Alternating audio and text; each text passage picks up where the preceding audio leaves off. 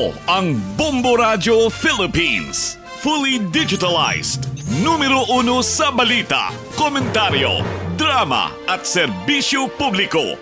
Bombo Radio Philippines. Bombo Radio Philippines. Unmatched. Number 1 and most trusted source of news and information. Basta Radio Bombo!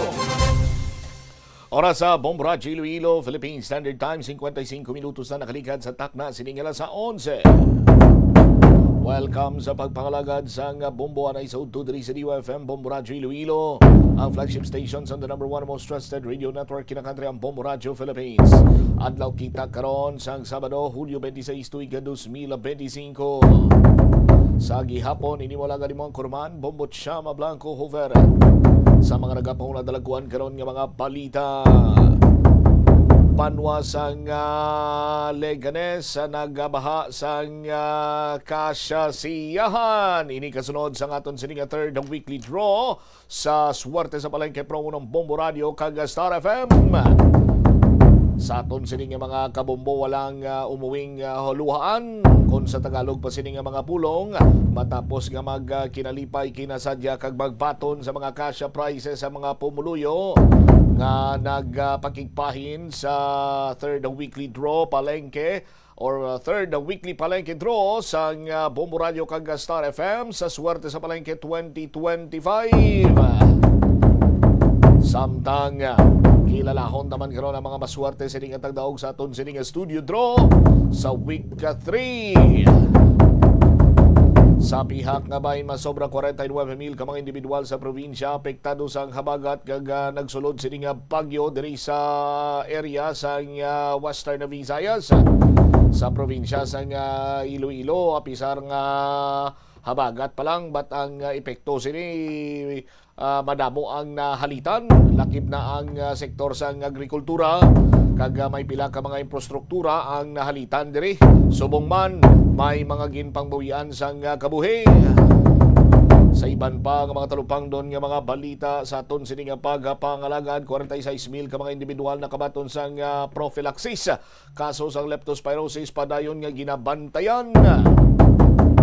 Samtang 29 anyos ng engineering student na lumos sa suba sa Barangay Buyo, Santa Barbara, Iloilo, nakita na. Muni madalaguan mga balita, issues kag impormasyon main sentro karon sa aton sining pagpangalagad sa gihapon diri sa palatuntunan na Bombo Hanay sa Udo. Sa palabuton sining Lunes gadlaw, magapatigayon sang State of the Nation address si President Bongbong Marcos. Ano ay ang igadiga sa aton sining presidente mga hinimuan sini sa nakaligad nganom katuig kagag ano pagin sini ang iyang pagahimuon sa nabilin sini nga 3 katuig bilang pinakamataas nga opisyal sa pungsod na Pilipinas. Sa aton sini nga mga kabombo ikaw nga nagapamati karon ang palamangkutanon sini banwa natuhoy iya sa isa sa pinakadako sini nga problema nagapangasunod sa ikaduha guro banwa sa matawag natong problema sa pungsod Pilipinas which is poverty ay kaduha siniti baha. Ti kung ikaw ang pamangkuton sini banwa na aktuhan bala natagan bala sa nagakaigo sini iyang pagtamod sa Marcos administration ang problema sa baha. Nag-agree balag kamo no sa kay President Bongbong Marcos nga sa tagsa kamag manginmulano ng tiyempo ang pagbaha diri sa pungsod na Pilipinas ang makabigyan nga new normal na. Muni matalaguan mga balita, issues kay impormasyon tutukan ta sa aton sining pagpalayag. Detalye sinibalikan ta matapos ang Bombo Network News. Tanan kita mayara sang mabulig agud pakibatuan ang climate change. Magamit sang bag nga pwede magamit sang liwat-liwat agud mabuhinan ang plastic bag nga ginahaboy. Bangod dinhi nagatugas ang greenhouse gases. Ikaduha, hindi masumi magamit sang computer. Kung 4 ka oras lamang sa isa ka adlaw ang imo nga paggamit sang computer, makabuhing ka na sang carbon dioxide emission nga 83%. Ikatatlo, kung malapit man lang imo nga kaladuan, mas maayo nga maglakat o kung magsakay na lang sa bike. Magluwas sa makakinot ka na, mabuhinan pang polusyon nga nagatugas ang climate change. May kilala ka bala nga mga bata nga mahilig sa video games? Nagausik bala ini sang inoras sa paghampang sang iya ginakaadikan nga games? Isa ka pagtuon sang American Academy of Pediatrics ang nagapahayag ngang sobra-sobra o kun inoras nga pagtiner sa paghampang sang video games ang makadulot sang depresyon, anxiety kag manubo nga grade sa eskwelahan. Suno sa mga eksperto, halos 9% sa kada 3,000 ka mga elementary students sa kada pungsod ang makabig pathological o kun addict sa paghampang. Makabig nga pathological o kung addicted ang isa ka estudyante kung nagaapekto na ang paghampang sa iya nga pag-eskwela. Dugang pa sa among nga pagtuon, ang ka-addict sang isa ka bata makapabudlay sa iya sa pagkontrol sang iya impulse. Kaangot diri, ginpanugyan nga dapat hindi magsobra sa isa ka oras kada adlaw ang gastuhon sang isa ka elementary student sa paghampang kag hindi naman magsobra sa 2 ka oras ang isa ka high school student. Sa eskwelahan, ang pag-practice ang good manners and right conduct ang makabulig sa paghimo sang positive, respectful environment para sa pagtuon. Nagapakita ini sang pagtahod hindi lang sa mga manunudlo kundi mangin sa imo mga classmate kag sa school community. Mag-abot sa Ito ang Bombo Radio Philippines. Fully digitalized. Numero 1 sa balita, komentaryo, drama at serbisyo publiko. Bombo Radio Philippines. Bombo Radio Philippines. Unmatched. Number 1 and most trusted source of news and information. Paradyo Bombo! This is Bombo Network News Noontime Edition, broadcasting live at Bombo Radio Broadcast Center, Makati City, Philippines. Araw po ngayon ng Sabado, ika-26 sa buwan ng Hulyo taong 2025. Sa ating mga headlines, sa ating ulat panahon, ang bagyong Emong tuluyan ng nakalabas sa Philippine Area of Responsibility, ngunit may mga pag-ulan pa ring aasahan. Mga bagyo at habagat naman kumitil na ng 30 katao sa Pilipinas. 19,000 na pamilya naman kasalukuyan pa ring nananatili sa mga evacuation centers. Si Vice President Sara Duterte hindi pa rin daw totally absuelto dyan sa mga kinakarap na charges o kaya ay reklamo. Ayon yan sa kataas-taasang hukuman. Ang unang Supreme Court appointee naman ni Pangulong Bongbong Marcos kabilang sa nagbasura ng impeachment complaint laban kay Vice President Sara. At mamaya may mga update tayo kaugnay doon sa lahar flow na naitala sa lalawigan ng Albay dahil sa naranasang mga pagbuhos ng ulan. Sa international news naman, ang bansang Cambodia nananawagan na rin ng agarang ceasefire sa Thailand ayon yan sa kanilang envoy. Sa balitang palakasan, si Chris Paul makukuha muli ang CP3 moniker para naman sa pagbabalik sa Clippers. At live nationwide via satellite, dumako na tayo sa mga detalye ng ating mga balita. Bombo Weather Update. Ganap nang nakalabas ng Philippine Area of Responsibility ang bagyong Emong, ngunit nakakahatak pa rin ito ng habagat na maaari naman ang magdala ng mga pag-ulan sa ilang parte ng Luzon at Visayas. Uling namata ng sentro ng naturang sama ng panahon sa layong 675 kilometro sa hilagang silangan ng Itbayat, Batanes. Kumikilos ito mga kabombo ng pahilaga-hilagang silangan sa bilisyan na 35 kilometro bawat oras. May taglay itong lakas ng hangin na 55 km bawat oras malapit sa gitna, habang yung kanyang pagbugso ng hangin ay umaabot naman sa 70 km kada oras. Samantala, update po, kumitil na ng 30 katao ang mga nagdaang magkakasunod na bagyong Krising, Dante, Emong at hanging habagat na nanalasa sa Pilipinas. Ayon kay Office of the Civil Defense Officer in Charge Assistant Secretary Bernardo Rafaelito Alejandro IV, sa naturang bilang 9 na po ang na-validate na nasawi mula sa National Capital Region at 2 mula po sa Region 3. Karamihan na niya sa mga nasawi ay dahil sa pagkalunod o nakuryente. Base naman sa datos mula sa NDRRMC, may tig-3 po ang binawian ng buhay mula dyan sa Western Visayas, Negros Island Region at Northern Mindanao. Sa kasamaang palad ay mayroon ding tig-1 na nasawi mula sa Mimaropa, Davao Central, Luzon at sa may Caraga regions. Ilan sa mga casualties ay matindi po ang sinapit, kung saan isa sa mga nasawi ay nakuryente dyan sa may Bulacan at 2 naman ang nabagsakan ng puno sa may Camiguin at Surigao del Norte. Samantala, ayon sa Office of the Civil Defense, nananatiling nawawala pa rin ang 7 individual na naiulat mula po dyan sa Western Visayas, Central Luzon, Metro Manila at Calabarzon, habang 10 ang napaulat ng nasugatan. Sa datos naman mula po sa Office of the Civil Defense, 5.2 milyong katao na po ang naapektuhan ng mabibigat na mga pag-ulan at pagbaha. Nagbunsod naman ito sa pagdedeklara na ng state of calamity sa 84 na lugar sa Pilipinas para mapabilis pa ang paglalabas ng emergency funds at magpatupad na rin ng price freeze sa mga pangunahing bilihin, kabilang na dyan ang bigas. Sa dagdag pa nating balita, umaba na sa 17 ang bilang ng mga national road sections na hindi pa rin madaanan dahil sa mga serye ng pagbaha at pagguho ng lupa. Batay nga sa updated report na ipinalabas ng Department of Public Works and Highways ngayong umaga, ay tanging 17 road sections na lamang ang sarado sa daloy ng trapiko mula 22 at yan ay naitala kahapon. Pinakamarami pa rin sa mga hindi madaanan ay mula sa bahagi ng Ilocos Region, may 10 kalsada, habang 3 naman sa Central Luzon. Tig-2 na hindi madaan ng kalsada rin ang naitala sa Cordillera Administrative Region at Calabarzon Region. Ayon pa sa Department of Public Works and Highways, marami sa mga naturang kalsada ay inabot ng tubig baha habang ang iba naman ay nabagsakan ng natibag na bato, lupa at natumbang mga poste ng kuryente at mga punong kahoy.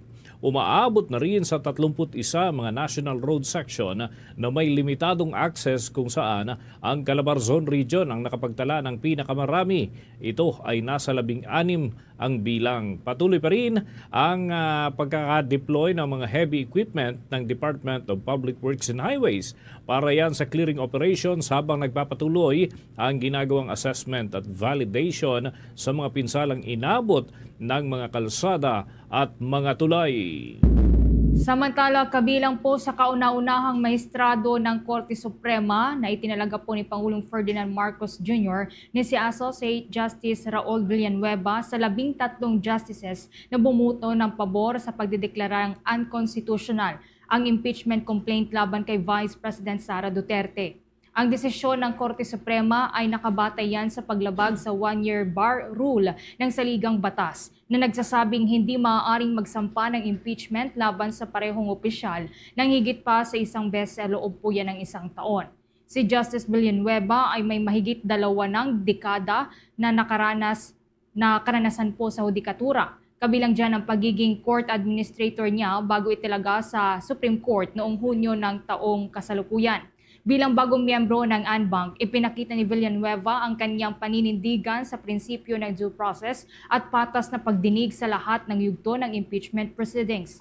Ang boto naman ng Korte Suprema ay nagpapahiwatig ng malakas na suporta sa legalidad at integridad ng proseso sa kabila pa ng pagiging appointee ni Pangulong Bongbong Marcos. Gayunpaman, ang desisyon ay hindi nangangahulugan ng pag-absuelto kay VP Sara, ngunit ipinawalang bisa ang kasalukuyang reklamo at maaaring magsampang muli simula po yan sa Pebrero 6 ng susunod ng taon. Sa kabila naman ng sensitibong isyu, nanindigan ng Korte Suprema sa pagbibigay ng proteksyon sa mga probisyon ng konstitusyon na pinangungunahan ng mga maestradong may malalim na karanasan sa batas tulad na lamang ni Justice Villanueva. Mantala mga kabombo, kuha muna tayo ng update mula sa ating news team sapagkat ito si Vice President Sara Duterte ay di pa rin daw ganap na absuelto doon sa kabuuan ng mga charges na kanyang kinakaharap ayon mismo sa Korte Suprema. Alamin natin ang update mula kay Bombo Grant Hilario.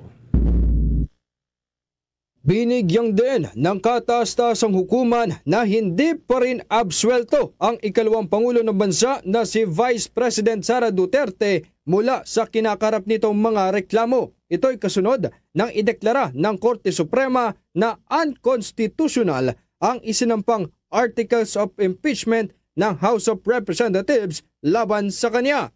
Ayon kay Supreme Court spokesperson attorney Camille Sumaiting, ang deklarasyong ito ay hindi nangangahulugan ng pag-absuelto sa Vice Presidente sa kanyang kinasasangkutang mga paratang. Sa kabila nito'y ibinahagi naman niyang maaari pa ring magsampa ng panibagong impeachment complaint kontra sa akusadong opisyal, ngunit ito'y sa susunod na taon pa ng 2026. Nag-ugat kasi ang deklisyon ng Korte matapos makitlabag na 1-year rule o bigong pagkilala sa karapatang magkaroon ng due process na nakasaad aniya sa Bill of Rights ng Konstitusyon. Habang kanya namang nilinaw na maaari pang maghain ng mosyon ang panig ng Kamara upang maiparekonsidera sa Supreme Court ang inilabas nitong resolusyon. However, the court said it is not absolving Vice President Duterte from any of the charges against her.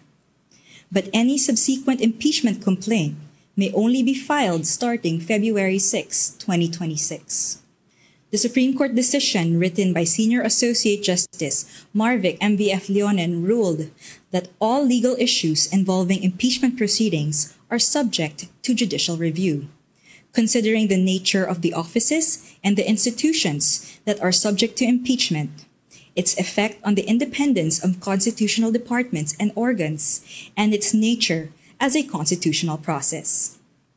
Dagdag pa rito'y ibinagi ng naturang tagapagsalita ang desisyong isinulat ni Senior Associate Justice Marvic Leonen kung saan nakasaad dito ang tungkulin ng Korte Suprema na maipatupad ang kung ano ang naaayon sa saligang batas. Aniyay, bagamat isang political process ang pagsasagawa ng impeachment proceeding, hindi pa rin ito nangangahulugang may tuturing bilang political proceeding lamang. The impeachment process is primarily a legal and constitutional procedure, but with political characteristics.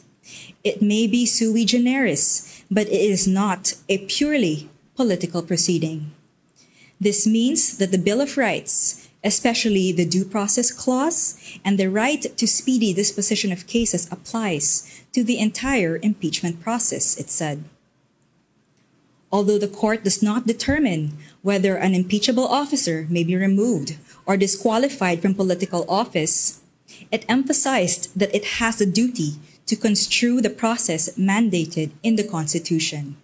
Magugunita sa isinagawang sesyon ng Supreme Court Anbang kahapon na nagkaisa ang maestrado sa kanilang pagboto pabor sa deklarasyong ito. Kaya't ang Articles of Impeachment na ipinasa ng mababang kapulungan ng Kongreso sa Senado ay ipinawalang bisa na ng Korte Suprema bilang unconstitutional at null and void. Mula dito sa lungsod ng Maynila, ito si Bombo Grant Hilario. And this is Bombo Radio Philippines, the #1 and most trusted source of news and information. Basta Radio, Bombo! Bombo International News. Nananawagan na po ang Cambodia ng agarang ceasefire o tigil putukan ng walang kondisyon sa Thailand matapos ngang sumiklab ang labanan sa pagitan ng dalawang bansa noong araw ng Huwebes. Ito ang ipinarating ni Cambodian Ambassador Chia Kyo kasunod ng emergency meeting ng United Nations Security Council sa New York nitong araw ng Biyernes na parehong dinaluhan ng mga kinatawan mula sa Cambodia at ng Thailand. Bukod dito, sinabi din ng envoy na umaapila na ang Cambodia para sa mapayapang solusyon sa labanan sa pagitan nila ng Thailand. Pinalaga naman ng envoy ang akusasyon na ang Cambodia ang umatake sa Thailand at itinanong na paano anya magagawang atakihin ng mas maliit na bansa na walang air force ang isang mas malaking bansa na mayroong army na 3 beses ang laki. Sa huli, giniit niyang hindi nila ito ginawa. Ipinatawag ng konseho nga ang dalawang panig para magpakita ng maximum restraint at resolbahin na ang hidwaan sa pamamagitan ng diplomatikong solusyon. Sa ngayon, nagresulta na ang labanan sa paglikas ng mahigit 138,000 katao mula sa border regions ng Thailand at ikinasawi na ng 15 katao base sa Health Ministry ng bansa, kung saan 14 dito ay mga sibilyan at isang sundalo. Mayroon ding 46 na kataong nasugatan na, kabilang ang 15 mga sundalo. Nagmarka naman ito sa pagtindi pa ng matagal ng alitan sa pagitan ng dalawang magkaratig bansa na mayroong shared border na 800 kilometers. Nag-ugat ang matagal ng border dispute sa pagitan ng Cambodia at Thailand sa 1907 map na nabuo noon pang panahon ng kolonyalismo ng Pransya, kung saan ang naturang mapa ang ginamit para ihiwalay ang Cambodia at Thailand. Ginamit naman ng Cambodia ang mapang ito bilang basihan sa pag-angkin ng kanilang teritoryo na hindi naman kinikilala ng Thailand at itinuturing ang naturang mapa bilang inaccurate. Sa iba pang balita sa ibayong dagat, napaslang ng US military ang senior ISIS leader na si Dia Zauba Musli al-Hardani sa ikinasang raid sa Al-Bab, Syria nitong araw po ng Biyernes. Dalawa din sa kanyang ISIS-affiliated sons na sina Abdallah Dia al-Hardani at Abad al-Rahman Dia Zauba al-Hardani ang nakitil sa operasyon. Ayon sa US Central Command Forces, banta ang naturang mga miyembro at leader ng ISIS sa US at coalition forces, gayon din sa bagong gobyerno ng Syria. Nilinaw naman ng US military na ang 3 kababaihan na 3 bata na kanilang target din ay hindi nasaktan sa operasyon. Inihayag naman ni US CENTCOM General Michael Eric Kurilla na ipagpapatuloy nila ang pagtugis sa mga teroristang ISIS saan mang lugar nagtatago ang mga ito. Isinagawa ang naturang raid ilang linggo lamang matapos sabihin ng Trump administration na pinapawalang bisa na nito ang pag-uuri sa Hayat Tahrir al-Sham bilang foreign terrorist organization. Ang naturang grupo po ay pinamunuan noon ng interim president ng Syria. Ikinasa din ang raid matapos ng lagdaan ni US President Donald Trump ang isang executive order na opisyal nang nagtatapos sa sanctions ng US doon sa Syria. Balik sa mga balita sa Pilipinas.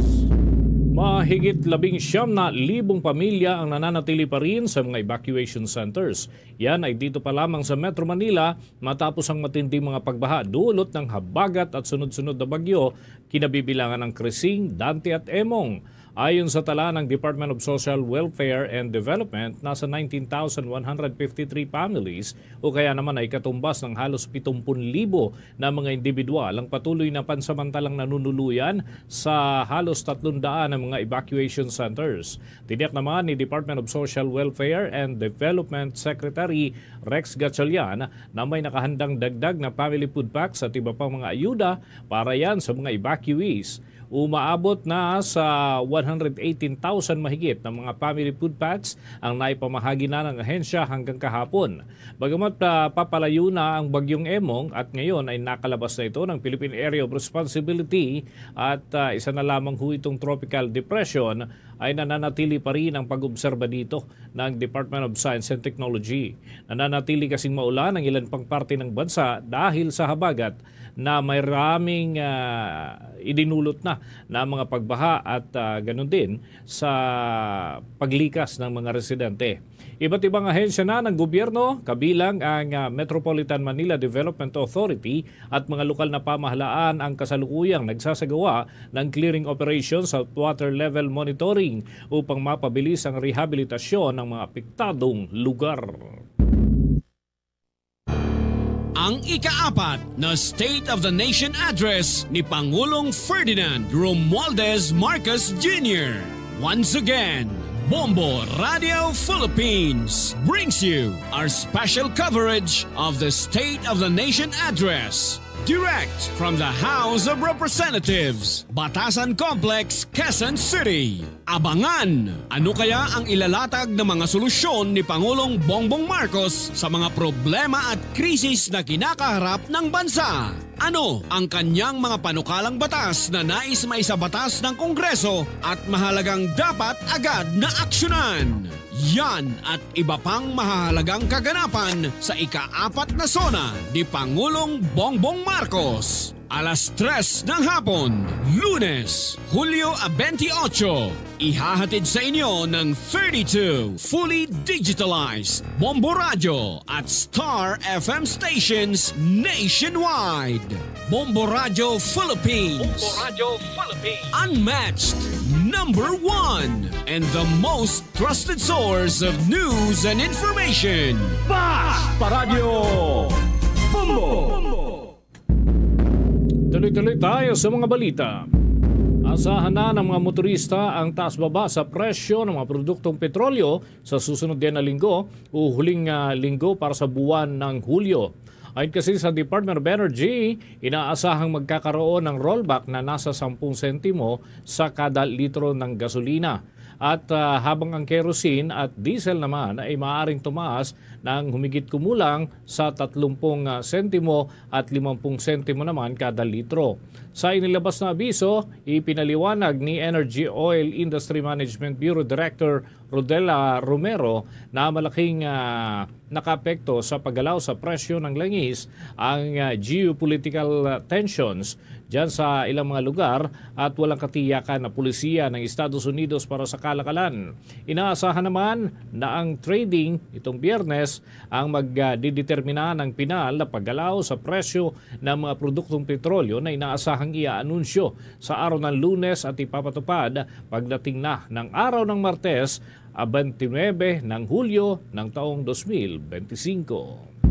Samantala, kuha pa po tayo ng karagdagang report. Ang Department of Public Works and Highways wala pong naitala na major damage sa mga kakalsadahan sa Metro Manila kasunod po ng magkakasunod na pagbaha at pag-ulan. Kaugnayan may nagkalapang report si Bombo Isa Cotonero. Sinabi ng Department of Public Works and Highways na sa kasalukuyan ay wala silang naitalang major damage sa mga kalsada ng Metro Manila kasunod ng ilang araw na pag-ulan at pagbaha dulot ng habagat at bagyong Krising, Dante at Emong. Ayon kay Department of Public Works and Highways National Capital Region Maintenance Division Chief Jose Bolivar, mga potholes lamang ang nakita nilang mga naging damage ng ilang mga kalsada. Anya, ito naman ay kanilang aayusin sa lalong madaling panahon. Samantala, ipinahayag din ni Bolivar na kasalukuyan silang nagkakaroon ng inventory ng mga kalsada at mga drainage system upang malaman kung ano pa ang mga kailangan ayusin o i-upgrade. Dagdag pa niya na may ginagawa na rin silang flood control master plan katuwang ang mga lokal na pamahalaan, mga drainage system sa Kalakhang, Maynila. Dito po sa NCR, base sa aming monitor, wala naman pong mga nangyaring landslide o merong major na nasira sa ating mga kalsada dito sa Metro Manila. Meron lang pong mga area na nagkaroon po ng mga potholes dahil po sa ilang araw na pag-uulan po. Para po natin maibsan ang ating mga pagbabaha dito sa Manila, meron po kaming ginagawa ngayong inventory ng ating mga national roads na mga drainage. Dahil po gusto namin alamin kung ano pa po yung mga drainage na hindi pa po na-upgrade. So nagkakaroon po kami ng mga inventory at gumagawa rin po kami ng mga master plan, flood control master plan in coordination po sa mga LGU para doon sa mga drainage system ng ating Metro Manila. Pagtitiyak ng ahensya na patuloy ang pagsasagawa sa kanilang mga proyekto na makatutulong sa pag-repair at pag-rehab ng mga pumping stations sa National Capital Region. Dagdag pa niya na sinisikap ng KARN na matapos nila ito agad dahil nag-set din naman sila ng mga timelines sa kanilang mga contractors. Ang ilan dito ay inaasahan na matatapos sa susunod na taon. Para rin tayong mga ongoing projects, ma'am, dito sa Metro Manila. Ito po yung mga projects na repair or rehab, construction ng ating mga pumping station. At meron din po tayo yung project pa para naman sa mga upgrade din ng ating mga drainage system po. May timeline naman kami pong ini-impose sa aming mga contractor. So yung ibang malalaki talagang project siguro mga 2026 matatapos na rin po. Mula sa lungsod ng Maynila, ito si Bombo Isa Cotonero and this is Bombo Radio Philippines, the #1 and most trusted source of news and information. Basta Radio, Bombo! Oras natin sa buong kapuluan, 21 minuto na makalipas ang alas 12 ng tanghali. Nananatili na naniniwala itong si dating presidential spokesperson Harry Roque na palpak daw yung pagkakaintindi sa saligang batas, yun talagang punot dulo kaya't idiniklara na unconstitutional ang impeachment complaint laban kay Vice President Sara Duterte. Ayon sa dating kalihim, ang 4 na magkakasunod na complaint laban sa pangalawang Pangulo ay hayagan anya na paglabag sa probisyon ng saligang batas na 1-year bar rule o kaya ay hindi dapat na lalagpas sa isang impeachment complaint na ang ihain sa isang impeachable official sa loob yan ng 1 taon. Ayon pa kay Roque, dati nang inaasahan ng kampo ng pangalawang Pangulo ang desisyon ng Korte Suprema dahil sa mistulang hindi naiintindihan ng mga kongresista ang punto ng saligang batas. Ngunit tuluyan ding pinanindigan ng kataas-taasang hukuman ng naturang paniniwala. Binatikos din ng dating Duterte appointee ang anyay palpak na pag-intindi ng mga mambabatas na sumusuporta sa impeachment complaint sa nilalaman ng saligang batas ukol sa one-year rule ban at itinuloy pa rin ang pag-endorso sa ika-4 na impeachment complaint kahit na sa kabila ng probisyon ng ating saligang batas. Kaugnay niyan, narito ang naging bahagi ng pahayag ni Attorney Harry Roque. Ano sinagot yan ng ating Korte Suprema? Sabi ng Korte Suprema, dahil hindi mo inaktuhan yan, hindi mo rin-refer kay Speaker at hindi na-refer sa Committee on Justice, ibig sabihin, yan ay na-archive, yan ay na-dismiss nung ang Kongreso ay nag-adjourn sine die, yung pagkakatapos ng 19th Congress. Anong epekto ng pagkaka-dismiss? Well, yan ay na-dismiss. Ibig sabihin, hanggang February 6, 2026 na ang panibagong impeachment complaint na po pwedeng ihain laban sa kay VP Sara. Bagian ng pahayag ni Attorney Harry Roque, ayon pa sa dating kalihim, hanggang 6 ng Pebrero pa muling maaaring makapaghain ng reklamo ang mga kongresista laban kay Vice President Sara Duterte, batay naman sa nilalaman ng desisyon ng kataas-taasang hukuman. Kung maalala, Pebrero 5 ng sinumpaan ng mga mambabatas, kaya naman ay pinagbutuhan at dito ay nakakuha ng mahigit 200 kongresista na pumabor sa ika-4 na complaint laban kay Vice President Sara Duterte. Agad itong ipinadala ng Kamara sa Senado sa huling araw din ng sesyon. Gate pa ni Roque ang hindi pag-aksyon ng Kamara sa 3 naunang complaint laban kay Vice President Sara Duterte at pag-iendorso ng ika-4 na complaint ay nagpapatunay na dismiss na talaga ang mga naunang reklamo, bagay na ikinukonsidera ng Korte Suprema at ginawa bilang isa sa mga batayan ng kanilang naging final ruling.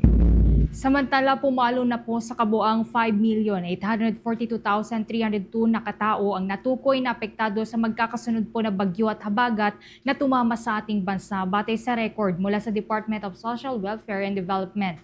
Ito ay katumbas po ng mahigit 1.6 milyon na pamilya mula sa kabuang 6,000 mahigit na barangay sa iba't ibang bahagi ng bansa. Sa kasalukuyan, bukas po ang 1,697 na evacuation centers kung saan naroon po ang 189,000 mahigit na katao na pansamantala po nga nanunuluyan. Binubuo ito ng mahigit 52,000 mahigit na pamilya.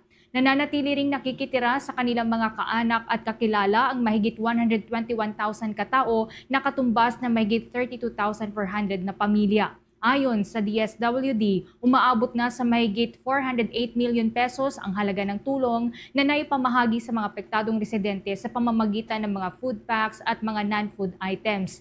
Nananatili pa rin pong available naman ang mahigit 2.85 billion pesos na halaga ng pondo at supplies para sa mga biktima. Samantala, umaabot na rin po sa 500 na kabahayan ang natukoy na nawasak, habang mahigit 3,000 naman ang bahagyang napinsala dahil po yan sa mga pagbaha, pagguho ng lupa, pagbagsak ng mga estruktura at iba pa. Nananatili rin pong bukas ang Social Protection Service ng DSWD sa mga evacuation center tulad po ng pagbibigay ng child at women-friendly space at psychological first aid. Sa dagdag pang balita, pumalo na sa kabuang 5.8 million katao ang natukoy na apektado ng magkakasunod pa rin na kalamidad dito sa ating bansa. Batayan sa record ng Department of Social Welfare and Development. At ito ay katumbas nga ng 1.6 million families mula sa kabuuan na 6,000 mahigit na mga barangay sa iba't ibang parte ng ating bansa. Sa kasalukuyan ay meron hong mga mini-maintain na evacuation centers at sinusuplayan ito ng mga pangunahing pangangailangan mula sa mga lokal na pamahalaan na siyang nagpapatakbo ng naturang mga evacuation areas, at nasa 52,000 mahigit na mga pamilya ang nananatili doon at nananatili ring nakikitira ang mga kaanak o yung ilan sa kanilang mga kamag-anak at mga kakilala, at yan mga kabombo ang patuloy na minomonitor din ng tanggapan ng pamahalaan upang kahit papano ay maalalayan kahit ang mga ito ay nasa iba't ibang lugar. Nagpadala naman na ng daan-daang sako ng bigas at food packs ang Provincial Government of Sulu para po yan sa mga biktima ng magkakasunod na bagyo sa Luzon. Gamit ang Philippine Air Force C-130 transport aircraft, unang inilipad ang mahigit 200 sako ng bigas at 300 na bags ng food items mula po yan sa bayan ng Hulu patungong Villamor Air Base sa Pasay City, habang sunod ding ibinibiyahe ang iba pang mga food packs. Sa kabuuan, 2,000 sako na ng bigas at 1,000 sako ng food items ang commitment ng probinsya ng Sulu na ipapamigay po yan sa mga biktima ng malawakang pagbaha sa iba't ibang bahagi ng Luzon. Ayon kay Philippine Air Force spokesperson Colonel Maria Consuelo Castillo, nakahanda ang iba pang air assets ng hukbo upang ibiyahe at ihatid ang iba pang supplies mula sa iba't ibang bahagi ng bansa patungo sa mga komunidad na hinagupit ng magkakasunod na bagyo.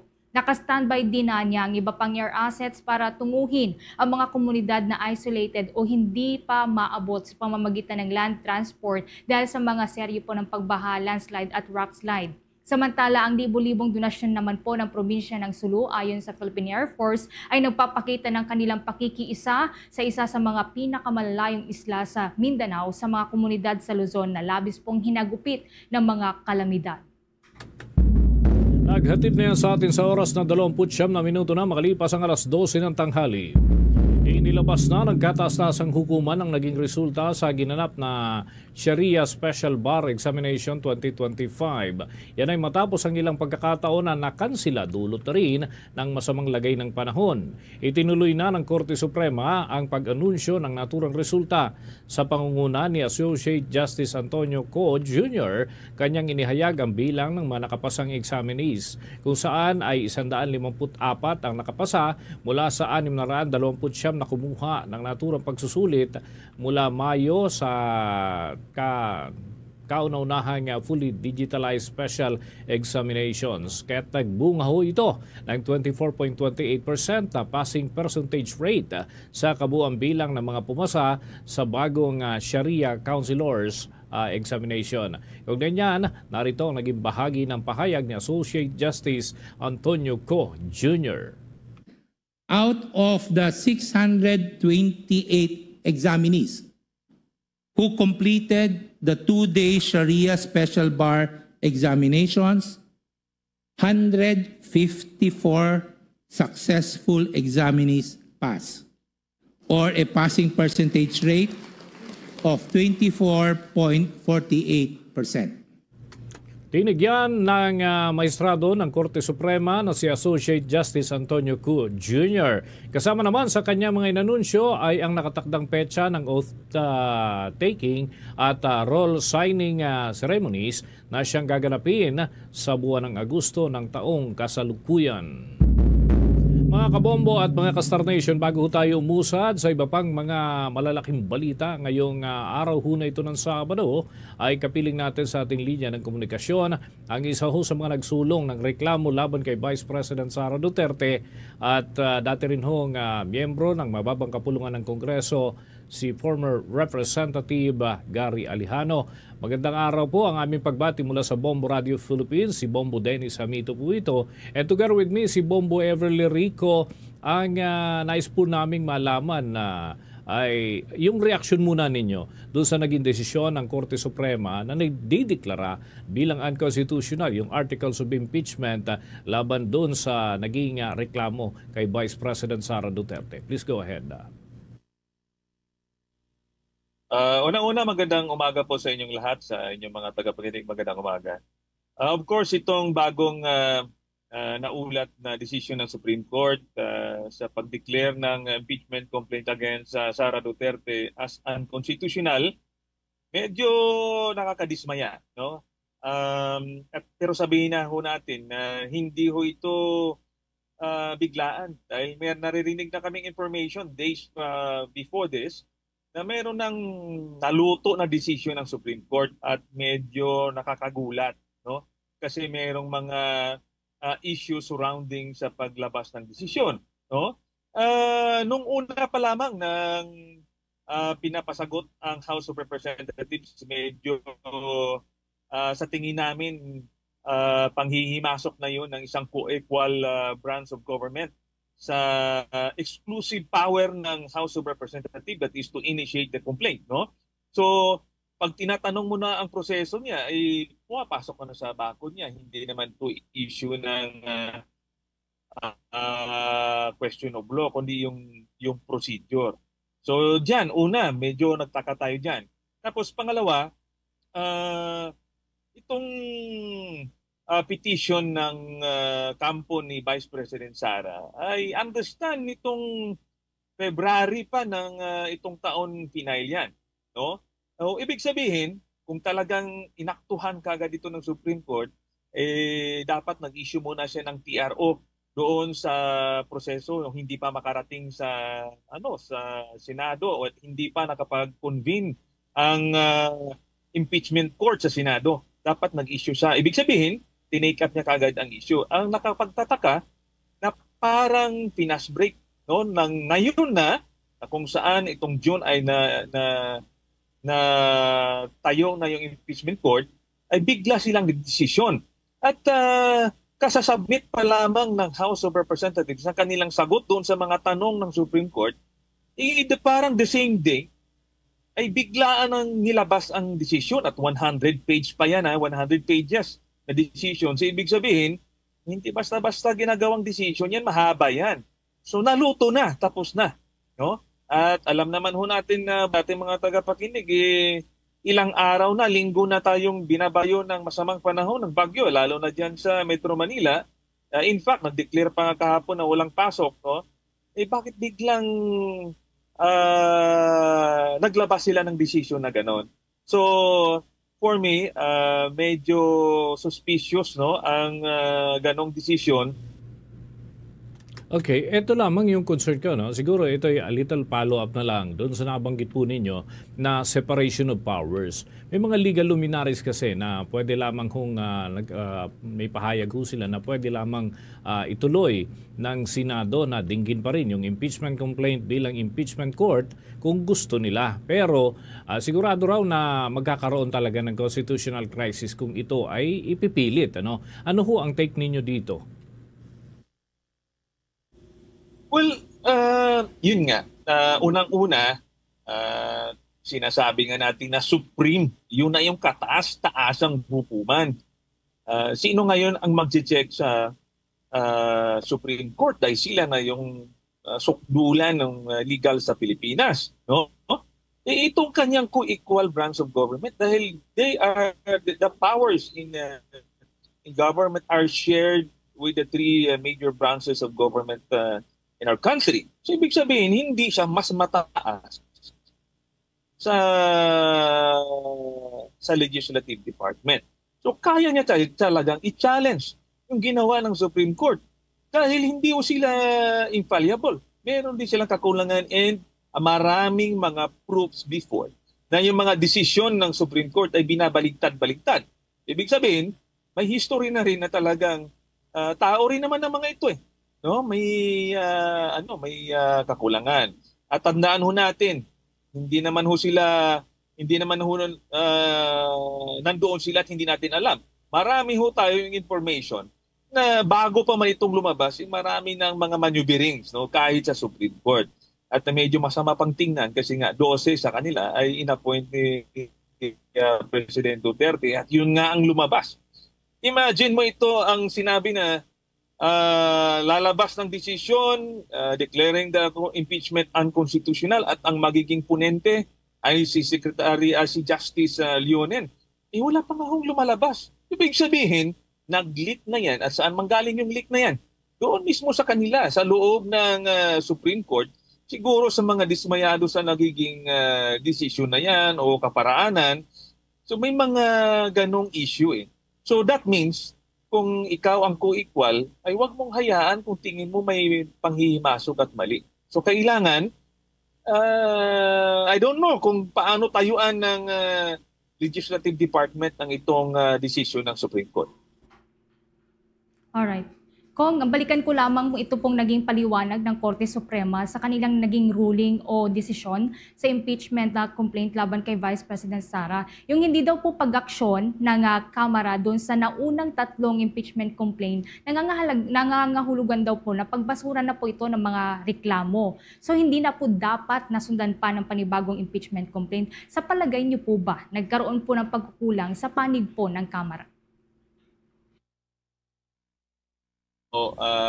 Hindi ko nakita yung paliwanag ng House of Representatives na yan ang tinanong ng Supreme Court sa kanila. Makikita natin sa yun na rinig natin na hindi man lang na-i-consider yung sagot ng House of Representatives, hindi nasama dun sa desisyon. Ibig sabihin tapos na kasi ang desisyon. Hindi parang pinapahintay mo na sagutin ka. Ngayon nung sinagot ka, hindi mo naman pinakinggan. So ibig sabihin tapos na yung decision mo. Kasi napaloob doon yung kanilang sagot no? At saka narinig ko rin si Congresswoman Laila Dima na dapat pinagbigyan talaga ang partido ng House of Representatives sa makapagpaliwanag ng insakto. Kasi hindi naman alam ng Supreme Court kung anong ginawa talaga. No? So ngayon, kung sa tanong nyo na hindi inaktuhan, ang sa akin naman sabi ko nga kanina, may 2 kaparaanan. No? At mayroong mga period within which to act on the impeachment complaint. So I am confident na ginawa yan ng House of Representatives. Alright. Kung for clarification lang po, dun sa nababanggit nyo po kanina na termino po na naluto na, natapos na yung decision po ng Korte Suprema, pwede pong paki-elaborate, explain po ito. And sa tingin nyo po ba nagkaroon ng na-impluensyahan itong decision po ng Korte Suprema, kung meron man po kong? Well, ito lang, no. Unang-una, binanggit ko na parang luto siya kasi nga lumabas i-receive o hinihintay ang sagot ng House of Representatives na para tingnan nila kung ano ang side ng House of Representatives. Ay bigla nang naglabas ng decision na 100 pages pa, no? At may balita na tayo even before that, natapos ng decision at ang ponente ay si Justice Leonen. So, alam natin na luto na yan kung ganun, na wala pa nga, hindi pa nga napakinggan yung isang partido, may decision na. So, ito ang nagbibigay sa atin ng paniniwala na luto na yan. No? At yun nga, sabi ko kanina, dapat inaksyonan na nila noon nung nagkaroon ng petition sa Supreme Court dahil they could have treated it as an urgent matter, na nag-issue sila ng TRO and thereafter decide on the constitutionality of the impeachment at least natigil muna ang proseso. No? Kasi nag-TRO sila at titingnan nila muna kung legal ang procedure. Hindi. Dumating na-refer na sa Senate at na-constitute ng impeachment court at biglaan bago itong SONA, dinesisyon na nila. Kaya kaduda-duda. Okay, with that, maraming salamat po, Representative Gary Alejano, sa mga impormasyon po na ito. At siguro makiki-update din po kami kung may mga plano din kayo na mag-participate o dumulog sa Korte Suprema para sa ilang mga paglilinaw kung meron man. At yan ay kaugnay pa rin ng naturang usapin. Thank you so much. Bombo Sports News. Mga kabombo, makukuha muli ni Chris Paul ang kilalang CP3 moniker para naman sa pagbabalik sa Los Angeles Clippers. Ito ay matapos na pumayag si Clippers guard Bradley Beal na ibigay kay Paul ang jersey number 3 na dating suot ni Paul noong naglalaro pa siya sa Clippers. Ayon kay Clippers President of Basketball Operations, Lawrence Frank, mismong si Beal ang nag-alok na kunin nitong si Paul ang naturang jersey number matapos na pumirma ng kontrata ang batikang point guard. Ang naturang jersey, mga kabombo, na number nang isinuot nito si Bill sa buong karera niya sa NBA ay ginamit din ni Paul. Kung babalikan, nitong nakalipas na taon, matapos ngang pumirma si Chris Paul ng kontrata sa San Antonio Spurs, ay inialok din ni Spurs forward Keldon Johnson ang kanyang jersey number 3 para kay Paul. Ang naturang numero ang matagal nang isinusuot ng tinaguriang point guard sa loob yan ng mahigit 20 taon ng kanyang paglalaro sa liga. Si Paul ay nagbabalik sa Clippers para naman sa 1 taon na kontrata. Ito na ang posibleng huling taon na siya ay nasa liga. Kasunod ng impresibong karera sa NBA kung saan ay kumamada siya ng 12 All-Star selection at napabilang din sa NBA 75 team at inaasahan mga kabombo ang makulay pa na takbo ng kanyang karera sa pagpasok nito dyan sa Clippers. Samantala, sa kasalukuyan pong hindi magamit ang ilan pong transmission lines matapos nahagupitin ng bagyong Emong na lumabas na sa Philippine Area of Responsibility kaninang umaga lamang. Base sa datos ng National Grid Corporation of the Philippines, hindi available ang transmission lines sa ilang lugar sa Luzon. Kabilang po ang Bawang sa may San Fernando po yan, 115 kilovolts line. Simula 1:00 po yan, 41 ng umaga kahapon. Na nakaapekto naman sa mga consumer dyan po sa may La Union Electric Company. Gayon din po ang Baknota na Bulala na 69 kilovolts line na hindi available simula 2:35 ng umaga kahapon na nakaapekto naman sa mga consumer ng La Union Electric Cooperative. Pinakilos naman na ng grid operator ang line crews nito at kasalukuyang nagsasagawa na ng pagpapatrolya para masuri ang epekto ng bagyo sa mga transmission line. Nagpapatuloy din ang pagpapanumbalik ng supply ng kuryente sa mga natitira pang mga apektado na transmission line. Sa dagdag pang balita, hindi nakaligtas ang headquarters ng Joint Task Force Karagatan sa matinding hagupit ng bagyong Emong. Anya sa ulat ng Philippine Navy, Northern Luzon Naval Command, nagtamo ng malawakang structural damage ang headquarters ng naturang task force na nakabase dyan sa Naval Station Ernesto Ogbinar sa San Fernando City sa La Union. Marami sa mga bintana nito ang nawasak habang bumagsak ang ilang bahagi ng bubungan at inabot din ng tubig baha ang ilang workplace dyan sa loob ng headquarters. Dumanas din ng mahaba-habang power outage ang naturang headquarter. Sa kabila nito, itiniyak naman ng command na magpapatuloy pa rin ito sa pagpapagana at paggampan ng kanilang tungkulin para sa critical search, rescue and retrieval operations sa buong Northern Luzon upang suportahan ang mga komunidad na nalubog sa tubig baha. Sa kasalukuyan ay nananatiling nakadeploy sa ilang parte ng Ilocos Region ang ilang team mula naman sa Joint Task Force o Task Unit sa La Union na binubuo ng mga personnel mula sa Northern Luzon Naval Command, 585th Air Base Group at 580th Aircraft Control at Warning Wing ng Philippine Air Force. Nakadeploy rin ang ilan sa mga task force nito na nasa Cordillera Administrative Region. Sa puntong ito ng ating balitaan, kuha na tayo ng mga report mula sa ating mga himpilan dyan sa mga lalawigan. Mga kaganapang tinutukan ng ating mga istasyon. Unahin ko dyan sa Bicol Region dahil yung Lahar Flow ay naitala sa lalawigan ng Albay dahil huyan sa matinding mga pag-ulan itong mga nakalipas na araw. May balita ang Bombo Radio Legazpi.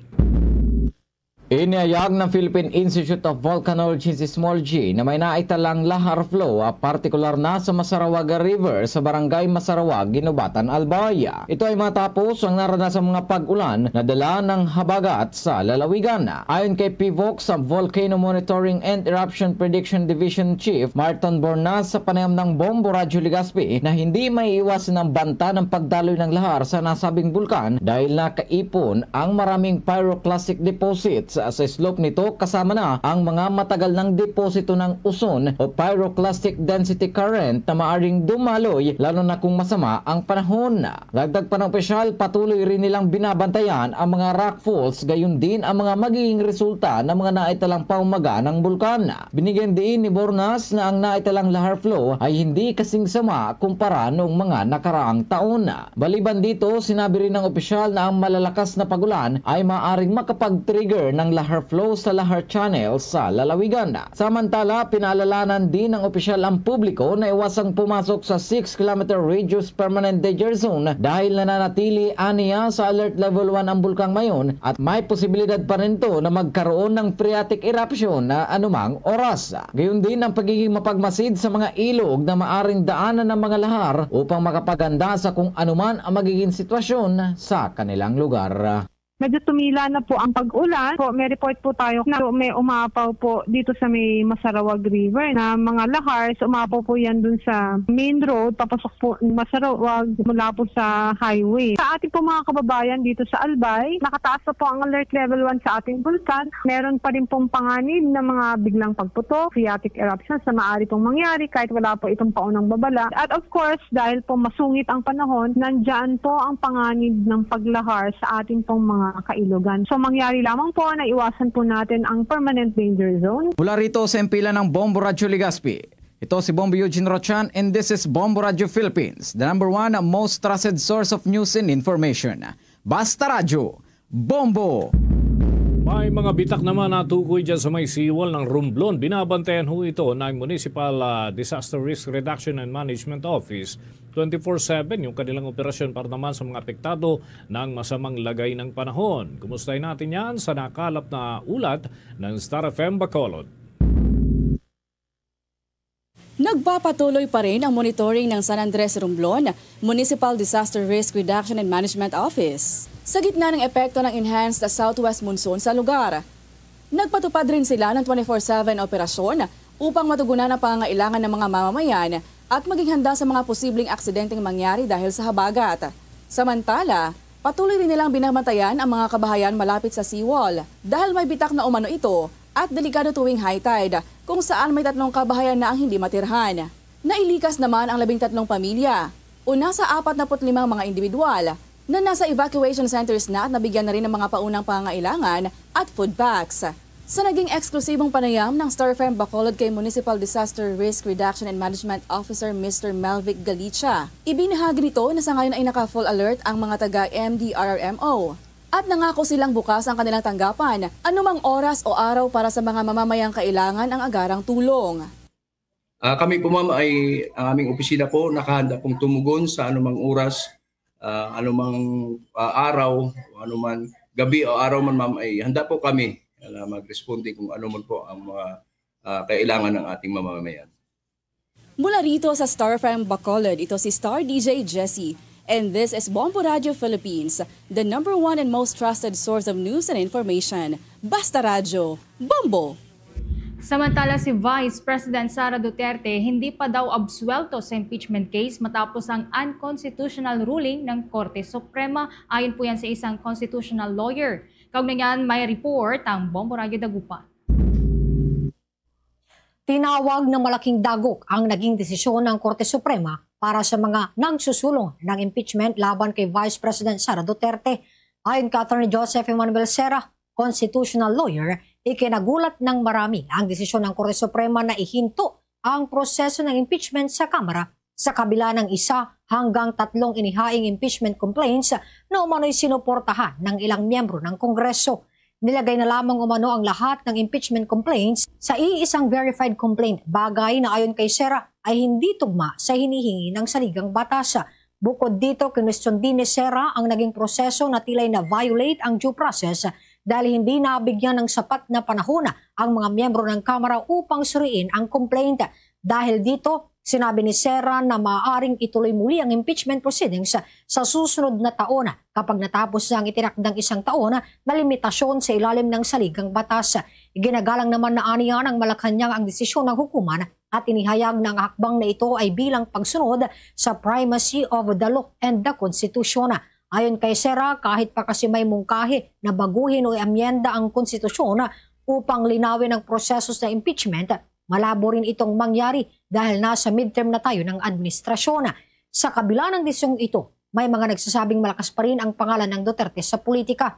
Ngunit ani Serra, kung pagbabasehan ang ebidensya sa impeachment complaint, gaya na lamang ng umano'y misuse ng confidential funds at iba pa, maaaring hindi sapat ang pangalan para mabura ang mga aligasyon. Size a grave abuse of discretion. They have committed any impeachable offense, be next to impossible to hold them accountable. We are the final arbiters of whether an act is constitutional, a law is constitutional or not. May mga iba nagsasabi na should they be violating anything that is close to an impeachable offense, they will be impeached or they will be the subject of an impeachment themselves. But would you believe that that is even possible? 13 Supreme Court Justice. Para sa Bombo Network News, mula rito sa Bombo Radio Dagupan, Bombo Myra Reside nag-uulat. This is Bombo Radio Philippines, the #1 and most trusted source of news and information.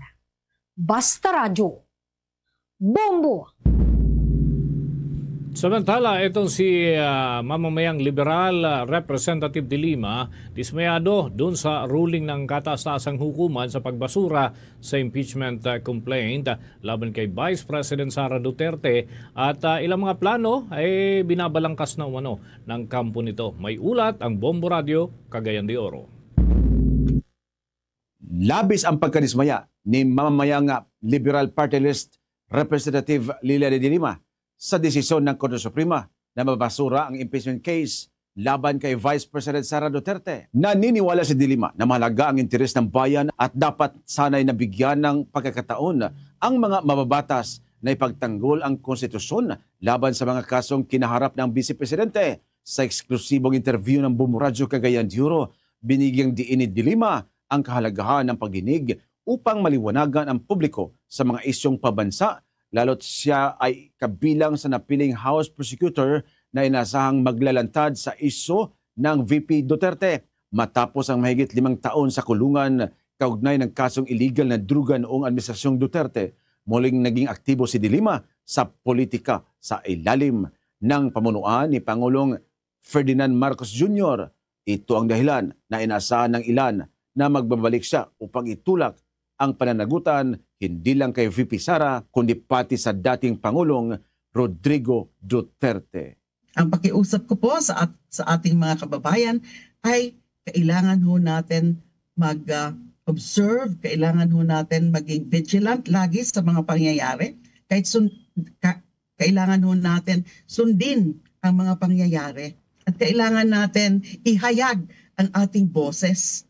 Huwag po tayong matakot na ihayag ang ating boses, ang ating mga opinyon tungkol sa mga bagay na yan. Mula Bombo Radio Cagayan de Oro, Bombo Jonel Ucat, at ito ang Bombo Radio Philippines, the #1 and most trusted source of news and information. Basta Radio, Bombo! Ang Korte Suprema naman daw tila nagkaroon ng overreach sa pakikialam nito sa impeachment case laban kay Vice President Sara. Kaugnay niyan, may nakalap pang report ang Bombo Radio Kawayan. Tila mayroon umanong judicial overreach sa panig ng Korte Suprema dahil sa biglaang pakikialam nito sa impeachment case ni Vice President Sara Duterte kung kailan ginagampanan na ng Senado ang tungkulin nito bilang Senate Impeachment Court. Ito ang hinahayag ng isang legal expert matapos ideklara ng Supreme Court na unconstitutional o labag sa batas ang inihain na Articles of Impeachment ng mababang kapulungan ng Kongreso laban sa pangalawang Pangulo. Sa panayam ng Bombo Radio Kawayan kay Attorney Domingo Egon Cayosa, ang dating Pangulo ng Integrated Bar of the Philippines, sinabi niya na nakakapagtaka ang timing ng Supreme Court sapagkat nakapag-convene na ang Senado bilang impeachment court bago pa i-anunsyo ng Supreme Court ang kanilang desisyon. Ayon kay Attorney Cayosa, kapag malinaw ng isang kaso ay nasa ilalim ng prerogative ng isang branch ng pamahalaan, ay hindi dapat ito pinakikialaman ng judiciary sapagkat pwede lamang lamang nitong pakialaman ang gawain ng co-equal branch of government kung mayroong grave abuse of discretion. Nilinaw din niya na hindi pasok sa one-year bar rule ang naturang impeachment case sapagat hindi naipasa ng House of Representatives sa Committee on Justice ang naturang 3 kaso laban sa pangalawang Pangulo. Ang impeachment ay hindi lamang anya issue ng mga opisyal ng gobyerno dahil issue ito ng taong bayan, lalo na at seryoso ang mga paratang laban sa pangalawang pinakamataas na opisyal ng bansa, kaya mahalaga na malaman ang katotohanan sa pamamagitan ng due process. So dumaan ho yan sa malinaw na proseso.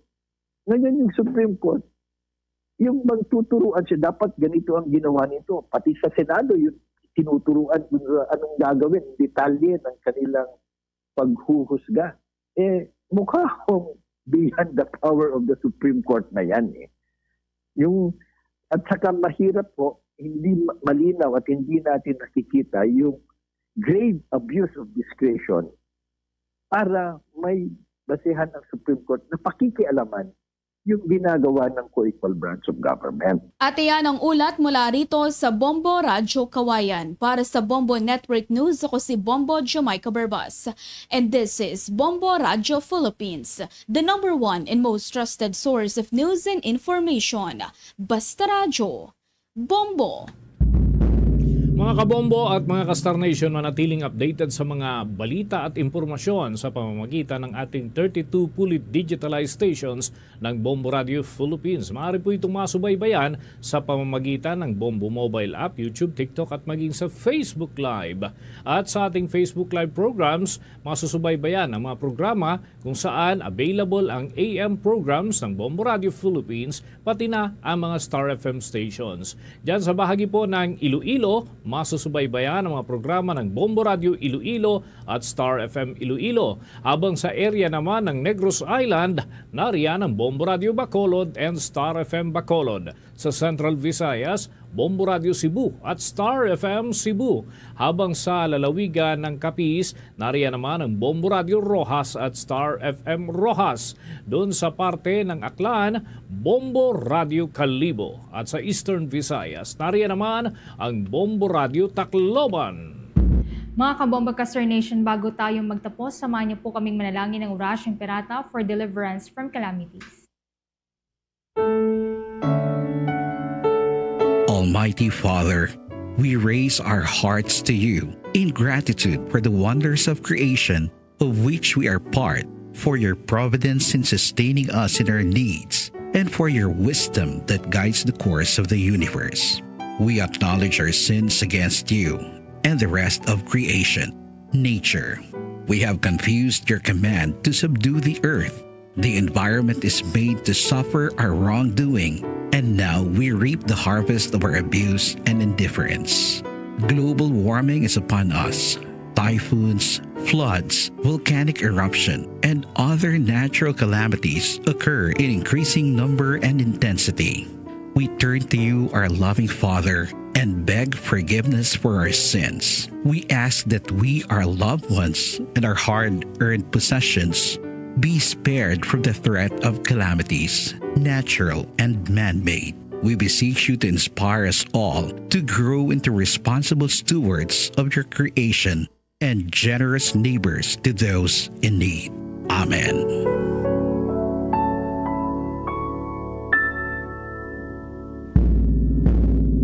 Luzon, Visayas at Mindanao. Yan ang kalipunan ng ating mga balita para sa Bombo Network News Noontime Edition. This is Bombo Radio Philippines, the #1 and most trusted source of news and information. Basta Radio, Bombo! For the most trusted source of news and information, visit our website at www.bomboradio.com. Follow us on Bombo Radio mobile app, Facebook, YouTube, TikTok, and X, formerly Twitter. Like, share, and stay connected. Anytime, anywhere.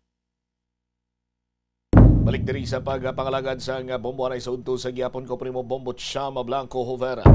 Standby sa aton sini nga mga kabombo sa dugang nga mga balita kag impormasyon. Una kita nay sa aton sini iyang ginpatigay nga suwerte sa palengke 2025 market draw dira sa may Leganes public market. Kung sa diin nagbaha dira sang cash prices kag subong man grocery goods. Lakip na sinimpanwa ang mga kauturan naton nga nangin malipayon sa pagtambong kag pagigbahin sa mga ginhiwat naton nga mga pahampang dira sa Leganes public market. Pagpauli nila may ginabitbit silang premyo nagikan sa aton siniyang mga sponsors kag siyempre cash prize hindi kinaya madula. Standby, check naton si Bombo Paulina Piliora. Lakip na sinikaron later on sa aton sining pagpangalagan. Kilalahon naman ang mga maswerte nga tagdaog sa aton sining studio draw with a Bombo Rojain Los Bañez sa aton man sining pagpangalagan. Mao na kita na isa kay Bombo Pauline. Bombo Pau sa report. Please go ahead. Nagpaulan kaga nagbaha sang papremyo sa bahin sang Leganes Public Market matapos nagpadulong dito ang Bombo Radio kag ang Star FM sa patigayon nga swerte sa palengke 2025 balde-baldeng papremyo na may cash pa. Kung sa diin before that Bombo Cham may ginpanagtag dito ang aton nga mga product sponsors ang Gardenia ang Bioderm dito nga magluwas dito nga antes pa magsugod ang aton nga mga parlor games ang draw nga ginpatigayon dito may ginpanagtag nga free nga pamahaw may pansit canton nga may goreng sang Gardenia, kape, tinapay, Bombo Cham kag magluwas dira ining mga nagtambong dito or nakita man naton nga madamo ang nagtambong kag naglinya man dito sa may ginapanagtag nga free lang niya nga habon sang Bioderm Bombo Cham. Aside from that ining aton nga product sponsor nga Bioderm nagdugang pag ito sang 3 ka bilog nga habon sa may balde sang Orocan nga napuno na nga daan sang mga groceries kag gift pack ini siya lakip ang 1,000 pesos nga ginpanagtag. Kalakip dira may ginpatigayon man kita nga mga parlor games ang mga nagpasakop gani dito sa aton nga video challenge malapit 20 kabilog nga mga individual Bombo Cham ang iban lingaw-lingaw lang man agod nga kahit ito pila man ka adlaw naka-eksperyensya dito sila sang pagbaha ng iban gani dito sa may bahin sa Leganes padayon or nagasigi sa gihapon ng pagbaha pero nag-make effort kay nagpadulong gid sa gihapon sa Leganes Public Market agud makatambong man sang aton nga swerte sa palengke 2025 ining si RJ Ardales siya ni ang nangin winner naton sa video challenge sa nabitasan na Leganes Bombo Cham kag dito man nagadaog ini siya sang 500 pesos sa nagkanta lang man siya kagayari pabati naton may sample pag ini siya sang iyang kanta kagina sa ginpatigayon man naton nga video challenge. Mahal kita yan ay alam mo na huwag kang mag-iisip na ako ay nagbago na sa'yo di ko magagawa. Ako si RJ Ardales taga Barangay Nabitasan, Leganes, Iloilo, Sitio Panoson. Nagdaw ako sa BGK Challenge sa Palengke Draw dire sa Leganes Public Market Subong Hunyo 26 sa Swerte Palengke Promo. Baldi-balding papremyo na may cash pa 2025 sang Bombo Radio kag Star FM. Ang nabaton ko nga premyo 500 pesos sa BGK Challenge, 100 pesos, 200 pesos, 300 pesos, 400 pesos, 500 pesos, katubata gintin. Salamat. Gamiton ko rin sa pambakal ko bugas kag sudan. Okay na, boundary. Basta Radio, Bombo, Star FM, it's all for you. Thank you. Si RJ Ardales ang aton nga video challenge winner samtang ang nanghin boundary Butsilingon gabiyahe. Sa subong adlaw ti maka ano na siya maka kung sa ano pa do muna nang iyang standard sang kwarta nga sarang nga magasto within the day 500 pesos sa Bombo Pauline. Krukanta lang to siya mayo man niya sining tingog pagdaog yati boundary na dayon. ang lakip dira mayara pag diri nag-intra sa aton nga budot sa challenge babotsa mga tigulang pamatan-on nag-intra pero ining 21 years old nga si Cristelyn Ticar siya gining nagdaog or outstanding man to ang iban nga mga nag-intra sa budot sa challenge taga Napnud Leganes ini siya bombotsa nga isa pa ini siya ka intern so gamiton niya ang 500 pesos nga cash bilang pamakalman kuno sa orgalastuhon niya sa iyang OJT kag uniform so para sa iya dako na ini nga bulig ket hindi na siya mangayo sa iya man nga ginikanan bombotsa pabati bala naton ang nanging payag ni Cristelyn Ticar ang aton nga budget challenge winner. Ko si Cristelyn Ticar, nag-edad sang 21 anyos, nag-star sa Barangay Napnod, Leganes, Iloilo. Awag ako sa Budots, Week 3 sa Palengke Draw, diri sa Leganes Public Market, subong Hulyo 26. Sa swerte sa Palengke promo, balding pa premyo na, may cash pa 2025 sa Bombo Radio kag Star FM. An ko 500 pesos, 100 pesos, 200 pesos, 300 pesos, 400 pesos, 500 pesos. Ang 500, iinagasto ko para sa medical ko kag para sa OJT ko man. Thank you. Basta Radio Bombo. Star FM, it's all for you.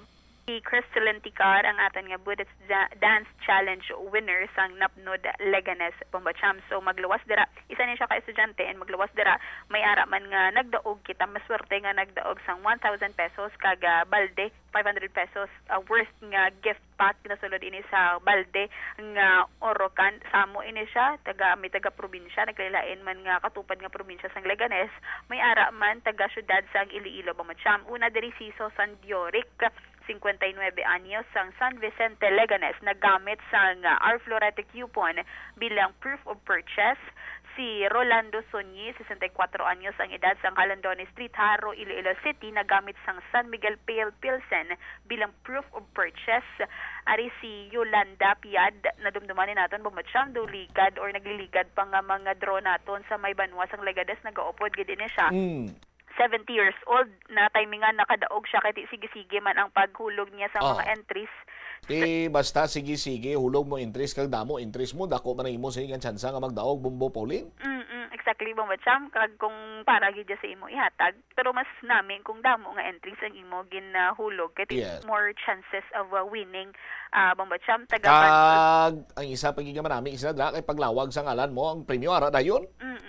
Basta ano lang ang iban to bombacham do balana nila nga damo ila entries nakapa-photocopy na sila nga daan sang ilang ID para paglawag kwa dayon ang premyo. So dasigay lang bombacham mahulat ka lang dira nakapamahaw ka na busog ka pa tapos basi ikaw pa ang magabutan. So amo ni isa si Yolanda Piad 70 years old sang Bantod Fabrika Dumangas Iloilo pag hindi na siya bombacham pero nagapadulong dito sa may Leganes o kundi indara nga mga katupad nga banwa sang Dumangas agud nga mag-interest sa aton nga draw ang iyang proof of purchase R-Florete coupon si LC Sampani 51 anyos sang Suok Arevalo Iloilo City ang iyaging gamit effervescent oil bilang proof of purchase nagligad nga swerte sa palengke naton sa bahin man sa Santa Barbara wala magabutan ng iyang ngalan pero nagdaog ini siya sa parlor games naton sa subong iya naman tion nga nagdaog didto sang entry or iyang entry nagabutan bilang sa swerte sa palengke kag nakabato na sang 1,000 pesos nga cash kag 500 pesos nga gift pack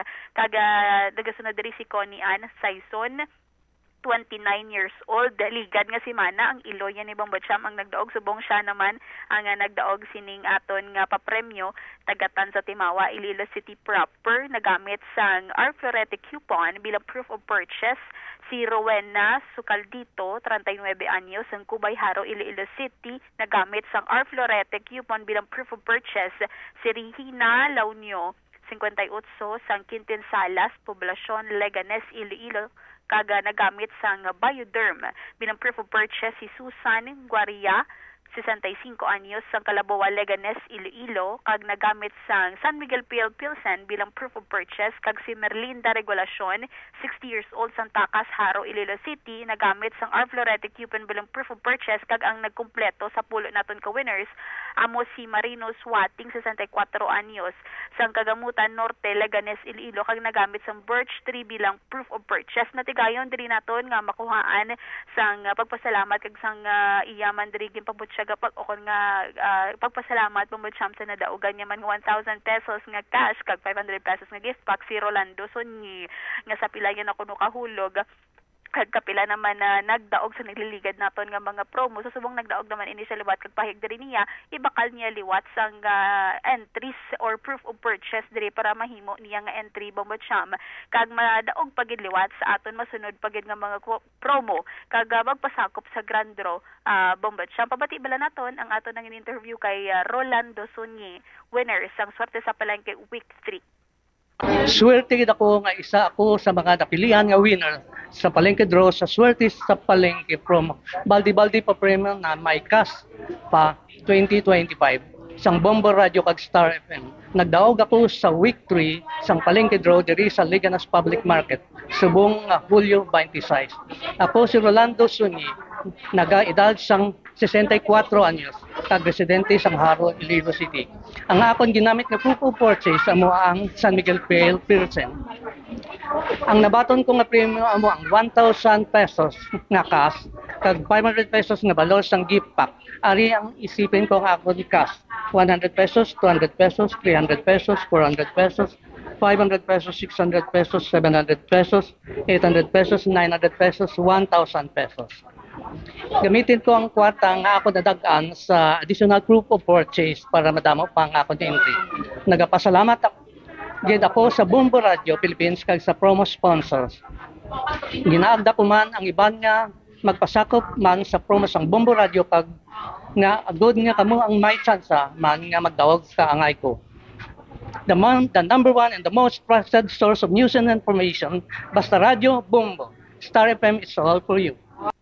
Si Rolando Sunyi Bombocham ang aton nga weekly winner o kon ang week 3 winner sa Swerte sa Palengke 2025 sa Oloyan niya Bombocham ang aton nga exero kay tinagapamati gina siya from sign on to sign off Bombocham. So manaak. Dumayo pa si Rolando Sunyi sa Oloyan extra ta. Ang kilala mo pero may pagkakasandan.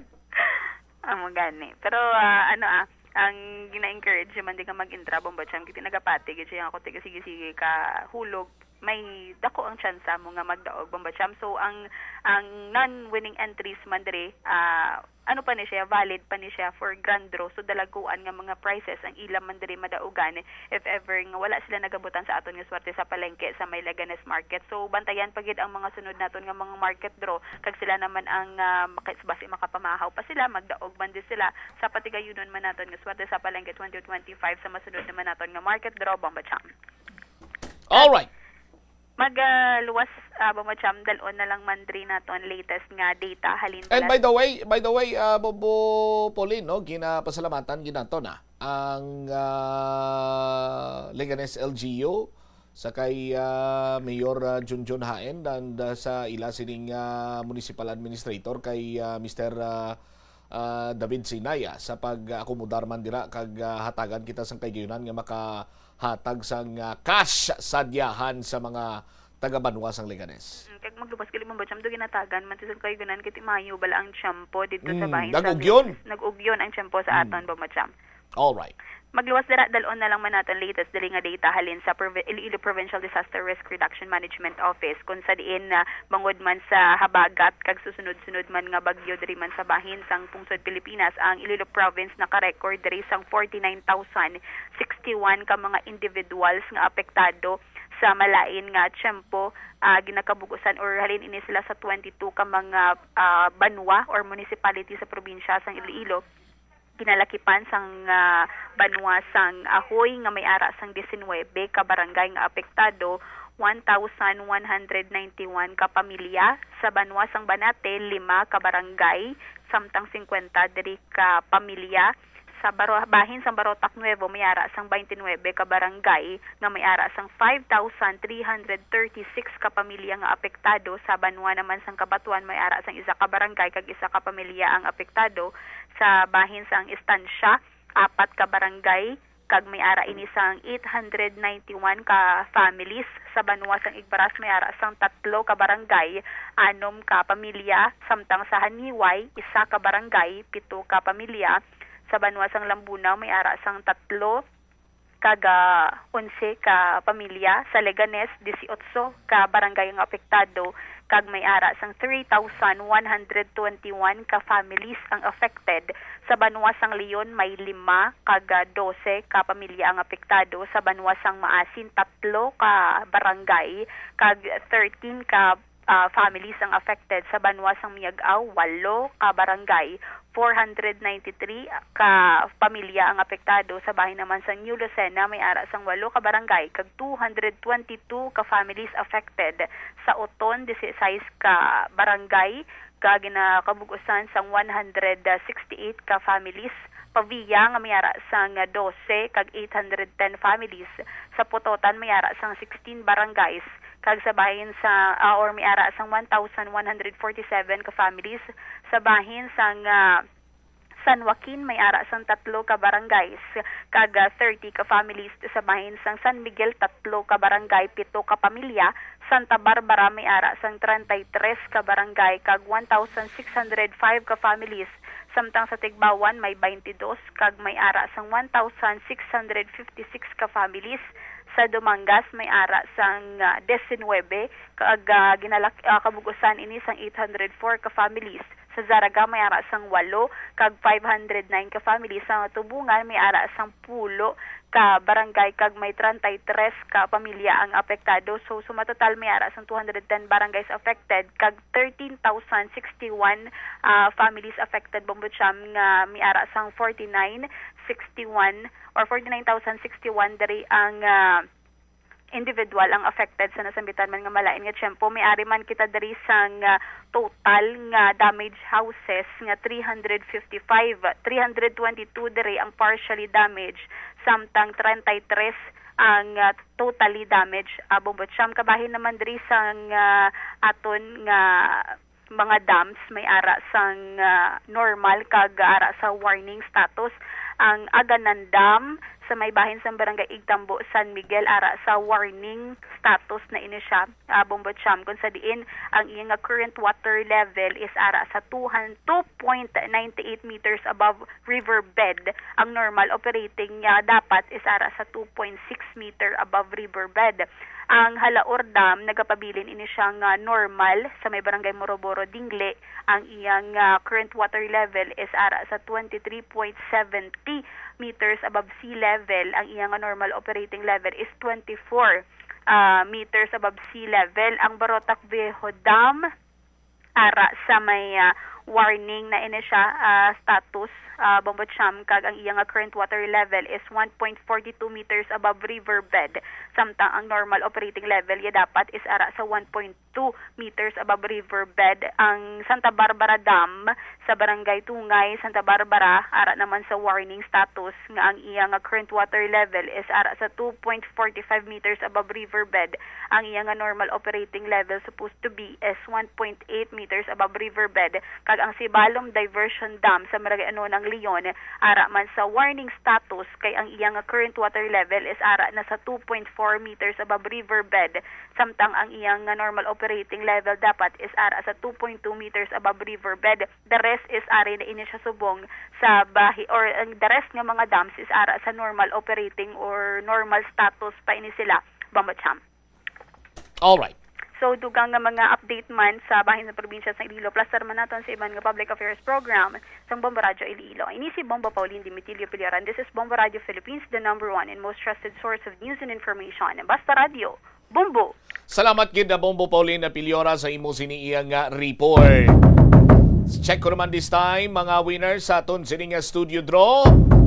Kaupod sa aton siniyang promo in charge si Bomboro Jane Galliarde sa aton sining mga kabombo. Standby kamo dira. Sinuayhan ang mapalaron sining tagdaog sa aton sining studio draw. Sa studio draw naton dalagko man sining mga cash prizes ang natalana sini naton nga iga panagtag by Monday. 3 ang magadaw sa 1,000 ka pesos para sa consolation prize. Isa-isa, tag-isa sila kalibo sini. Third prize naton is 3,000 pesos. Ang second prize naton 4,000. Kag ang first prize naton 5,000 pesos nga cash. Sa Lunes din nila mabaton ang ila sining premyo. Sinuayhan ang mga maswerte nga tagdaog. Bomboro Jane, please go ahead. Aton ang pagbobo sang Bombo Radio pagi sa swerte sa palengke. 2025 promo sang Bombo Radio kaga Star FM sang swerte sa aton sining mga kabombo. Pisar nga grabe ang ulan, hangin kaga baha-baha diri sa maya syudad sang Iloilo. Maswerte sa gihapon ang aton sining mga kabombo paagi sa sini nga promo. Bangod ang aton sining studio draw ginhiwat sining adlaw Sabado. Ari ang aton sining mga winners sa subong. Atensyon sa aton sining mga kabombo.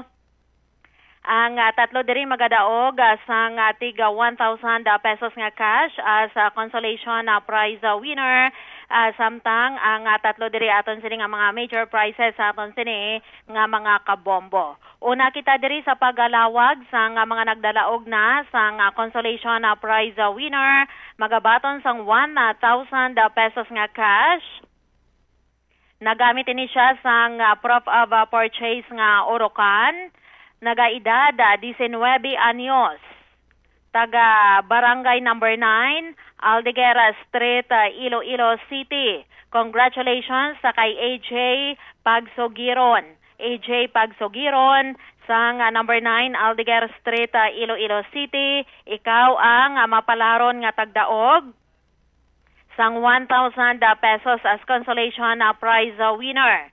Ikadua nato na diri nga magabaton sang 1,000 pesos nga cash nagamit sang effervescent oil.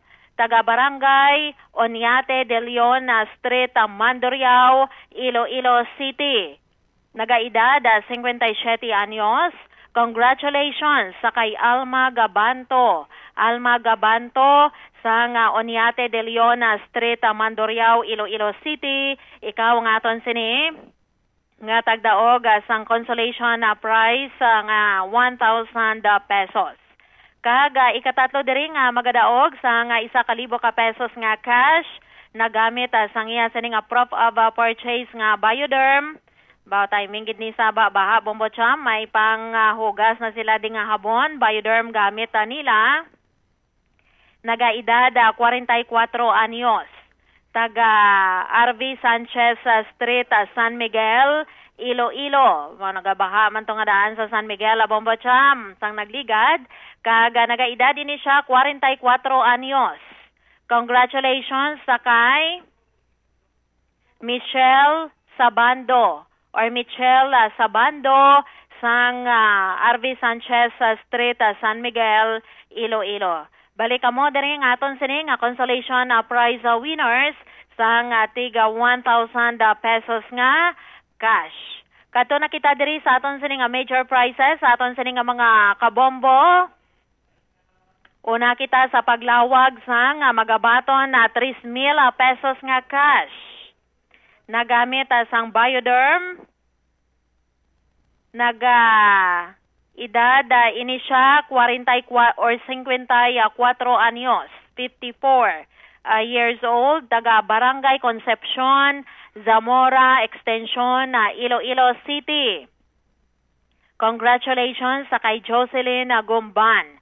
Jocelyn Gumban, ikaw ang aton sining winner, 3,000 pesos nga cash as third prize winner sa aton sining swerte sa Palengke 2025. Ang aton sining ikadua diri nga lawagon magadaog 4,000 pesos nga cash nagamit ini siya sang Panyawan. Nagaedad 56 anyos, taga Barangay Nahapay, Gimbal, Iloilo. Congratulations sa kay Shirley Hermino. Shirley Hermino sang Barangay Nahapay, Gimbal, Iloilo. Ikaw aton sining second prize winner, magabaton sang 4,000 pesos nga cash. Kaga kadto kita subong magabaton sang first prize naton nga 5,000 pesos nga cash. Nagamit ini siya sang Dr. Wong sa sulfur soap sa aton sining mga kabombo. Nagaedad 59 anyos. Taga Barangay Bonifacio Tanza, Iloilo City.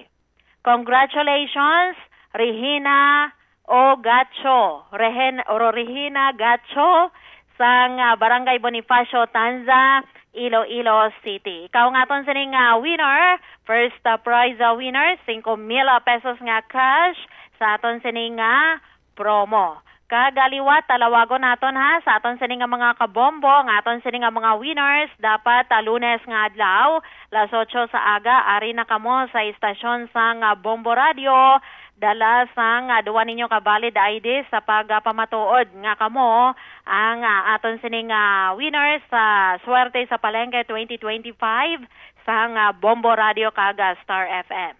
Lawagon naton liwat ang aton sining consolation winners sanday Michelle Sabando sang RV Sanchez Street, San Miguel, Iloilo.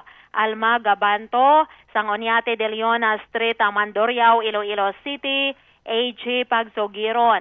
Sang number 9, Aldiguera Street, Iloilo City, kagangaton sining third prize winner, Jocelyn Gumban. Sang Barangay Concepcion, Zamora Extension, Iloilo City. Second prize winner, Shirley Hermino, sang Barangay Nahapay, Gimbal, Iloilo, kagangaton sining first prize winner, taga Barangay Bonifacio, Tanza, Iloilo City. Congratulations sa Regina Gacho. Amoy atong aton sining mga winners, anom sila kabilog or anom kamo kabilog, magadto diri sa istasyon sang Bombo Radio, Lunes nga adlaw, 8:00 sang aga. Dapat ari na kamo dala sang inyo sining valid IDs para sa pag-claim sang inyo sini nga premyo. Kag sa aton sining mga kabombo, mga padayon pa nga maghulog sa nga inyo sining mga entries diri sa aton sining Swerte sa Palengke 2025. Week 4 na kita ha, ibutang dira sa inyo sini nga sobre sa paghimo sa nga inyo sining entry. Week 4 na kita. Bombo Cham?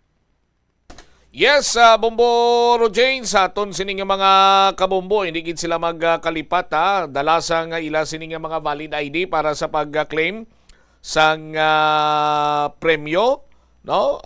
Parang diretso ng tadayon kagway na sang damo pabalang mga mga pasikot-sikot padra Bombo Rojain. Kag of course, isama nina sa mga pamaagi naton agod nga mapasiguro naton nga sila iya ang matutuod sini nga winner, hindi kay kung sino lang dira nga tawo, no? Pagabot nila diriya, hatag na dayon niya ang cash Bombo Cham sa ila kay subong pa lang kahulat na nga daan ang cash sa ila diri, pero para nga tingoba diri sa pag-award sa ila Lunes nga adlaw. Lunes sila kadto diri 8:00, dapat ari na sila sa istasyon sang Bombo Radio. All right. Week 4 kita ha, sa aton sining mga kabombo ini magkalipat, isulat na dira sa inyo sining paghimo sang inyo sining entry. Week 4 sa aton sining Swerte sa Palengke Promo 2025 sang Bombo Radio kaga Star FM. Back to you, Bombo Cham. Thank you so much sa Bombo Rojain Los Bañez. Galyarde sa iya sining paghingalan sa mga winner naton sa weekly draw. Third weekly draw sa Swerte sa Palengke Promo ng Bombo Radio at Star FM. Pagbalik nato na Banwa, dugang ang mga balita kag impormasyon, 46 ka mga individual nakabaton sa prophylaxis sa kaso sa leptospirosis padayon nga ginabantayan. Kag ang nalumos sini iya nga engineering student na recover na ang iya sining lawas sa area man diri sa probinsya sang Iloilo. Makaluluoy man ni isa sa mga nalakip karon niya Banwa sa sining casualty sa pag-urbangod sa epekto man sang habagat nga dulot sang tatlo ka mga bagyo nga nag-agi or nagsulod diri sa Philippine Area of Responsibility. Balikan tayo ni mga balita pagkatapos gilamang sa pila ka importante nga mga panumdum. Oras o kung paglain sang tiyan, sundo ng ining mga panumdum sa pagpreparar sa mga pagkaon kag ilimnon. Manghugas ang kamot kag ipabili ng katinlo antes kag pagkatapos ang paghimos. Kung naga masakit, likawan ang pagpreparar sang pagkaon para sa iban. Siguraduhon nga naluto sang husto ang pagkaon. Kung mahimo, kauno ng pagkaon samtang mainit pa. Siguraduhon ang katinlo sang pagkaon agod ang selebrasyon mangin mas malipayon. Mas nanamian bala ikaw magtuon sa balay ipaanggid sa eskwelahan nga madamo ang tawo? Isa ka panugyan para epektibo ang pagtuon sa balay, amo ang pagpangita sa designated area agud nga matiniran kung ikaw nagasulat, nagabasa o kung nag-review. Pwede man nga lamesa sa kusina o kung sa desk sa gawa sang inyong balay, pero hindi gid maghigda sa imo nga katre samtang nagatuon. Inibagod nagakatemtar gid ikaw nga magpiyong-piyong, tubtub nga dalayon na ikaw nga matulugan. Siguraduha man nga malimpyo kag organisado ang lugar nga imo ginatun-an. Ini nga pahanumdom ang ginadulong sa imo sang the #1 and most trusted radio network in the country, Bombo Radio Philippines. Basta Radio Bombo! Kung ikaw isa ka chess lover, yaring pila ka brain benefit sa paghampang sini. Kag kung wala ka nagahampang sini, umpisahin na.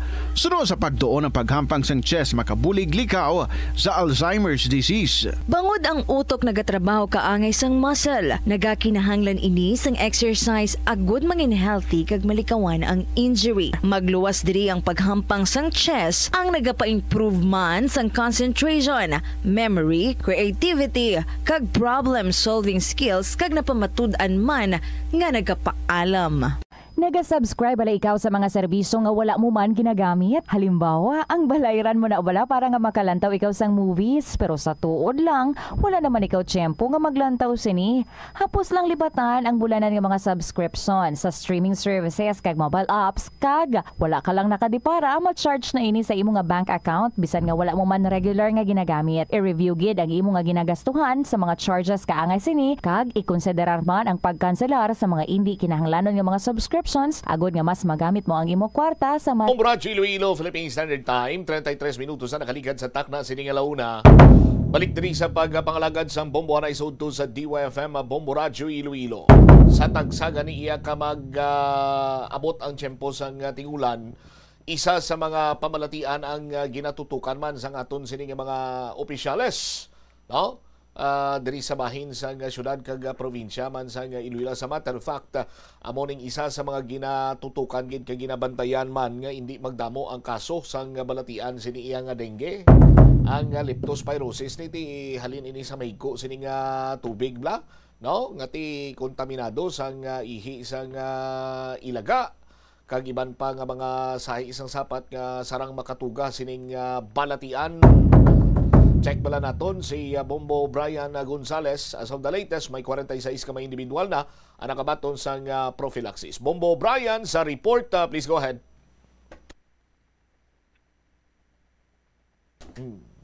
Bombo Brian? Yes,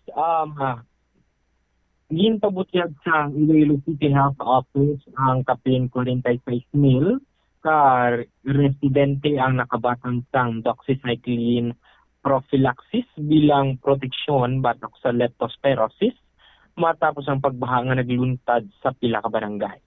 Ginpatuman ini nga inisyatibo suno sa mando ni Mayor Raisa Treñas bilang kabahin sang disaster response kag health campaign sang syudad. Biskan wala na nagaulan-ulan sa subong adlaw, ginahingyo sa gihapon ang publiko nga magpakonsulta gilayon kung may ginabatsyag nga sintomas sang leptospirosis. Ini kapareho sang hilanat, sakit sang kalawasan o kung panluya sa sulod sang 2 ka adlaw matapos maglusong sa baha. Pamatiyan naton si Dr. Marian Diaz sang Iloilo City Health Office sa iyang pahayag. Ini siya nga bulan, na inihalain, ini siya nga bulan ang 3 deaths naton. And ang mahambal lang ng naton, they are, ang ini sila nga mga, may mga case nga sa 3 deaths nga ini, nga wala siya nag-take sa doxycycline prophylaxis. Even though gingaan siya. And then may ara nga mga, due to late consultation na siya. And the nature ng work nila is aragi sa mga mahigko ng mga lugar. So, nabatian natin si Dr. Mariana Diaz ng Iloilo City Health Office. Kag base sa datos nga iya ginhatag, mayara ka 16 ka suspected cases kag 7 ka probable case kaangot sini nga leptospirosis kaga may ara man ang napatay na tungod diri. Kaangot pa diri mga distrito nga napanagtagan sang bulong amuya ang distrito sang Arevalo nga may 8,467, Molo 5,496, sa La Paz 5,302, Lapus Barrio Obrero nga may 4,991, 4,512 naman nga bulong ang nakalabot sa Mandurriao, sa Santo Rosario 2,980, sa Haruan o Haruno 4,796, sa Haru 2 6,647. So sa kabugusan mayara sang 46 mil or 46,280 sa tanan ang bulong nga napalabot na sang City Health Office ini sa base sa datos nga ginhatag sa aton o nagalin sa City Health Office nga ginrelease na nilaya kahapon o kagabi lamang Hulyo 25. Padayon man ang pagpangabay sang alkalde nga maghalong sa gihapon ng mga pumuluyo, ilabi na ang sa mga coastal areas kung sa diin na ginalibot nila gyapon kag ang mga ginbaha kag sa subong gina-ekspektar nga mataas ang tubig tugas ang high tide naman niya. Bombo Champ? All right. So ini si Bombo Brian Gonzalez. So this is Bombo Radio Philippines, the number one and most trusted source of news and information. Basta Radio. Bombo. Salamat kid Bombo Brian Gonzalez sa imo sining follow-up report. Amo ning ginabantayan nga mga pamalatian tagsa sini iya ka mangin maulanon sini nga chimpo, no, ang ginatawag sini nga wild, ano ning wild waterborne diseases, no, mga pamalatian nga nagikan or makuha sa mahigko sini nga tubig, ang eye influenza o kun amo ning hilana trangkaso, ang L ti ara dira leptospirosis.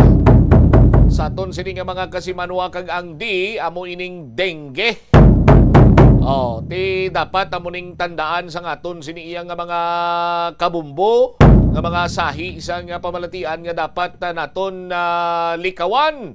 Malikawan naton ini kung regular kita nga nagapaninlo sa aton sini nga ugsaran ang influenza ti kung balaan naton nga nagaulan, nagatalithi, kag kung wala man lang sang importante sini nga mga hilikoton or himuon transaksyon abe ini magsulay sa ulan. Kung kinahanglan gid nga magwa sa aton sini nga panimalay kay may trabaho kita, may transaksyon, importante aton sini nga padulungan, magsuksok gid sang kapote, magdala sang payong, magsuksok sang butas. Now, sa aton sini nga mga kabombo para nga hindi kita pagtrangkasuhon at the same time malikawan taman ang leptospirosis.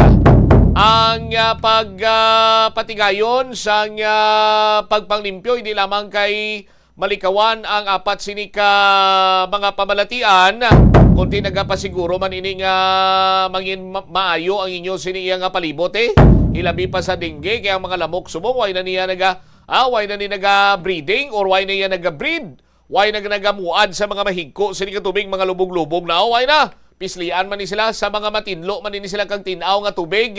Gani kung may mga bangod sa pag-ulan-ulan, may mga gumas ang salakyan, may mga florera o kung ano man iyang masarang mahimong at tiniran sang tubig ulan nga pwede gid nga mangin breeding ground sang lamok ka carrier sang dengue kung nagapaninlo kita sa tagsa sini naton iya kamatag adlaw.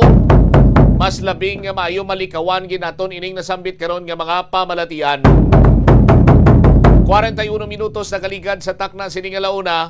Check ko naman this time si Bombo Laika San Diego. Maang ining nalumos tublay sa banwa sang Santa Barbara.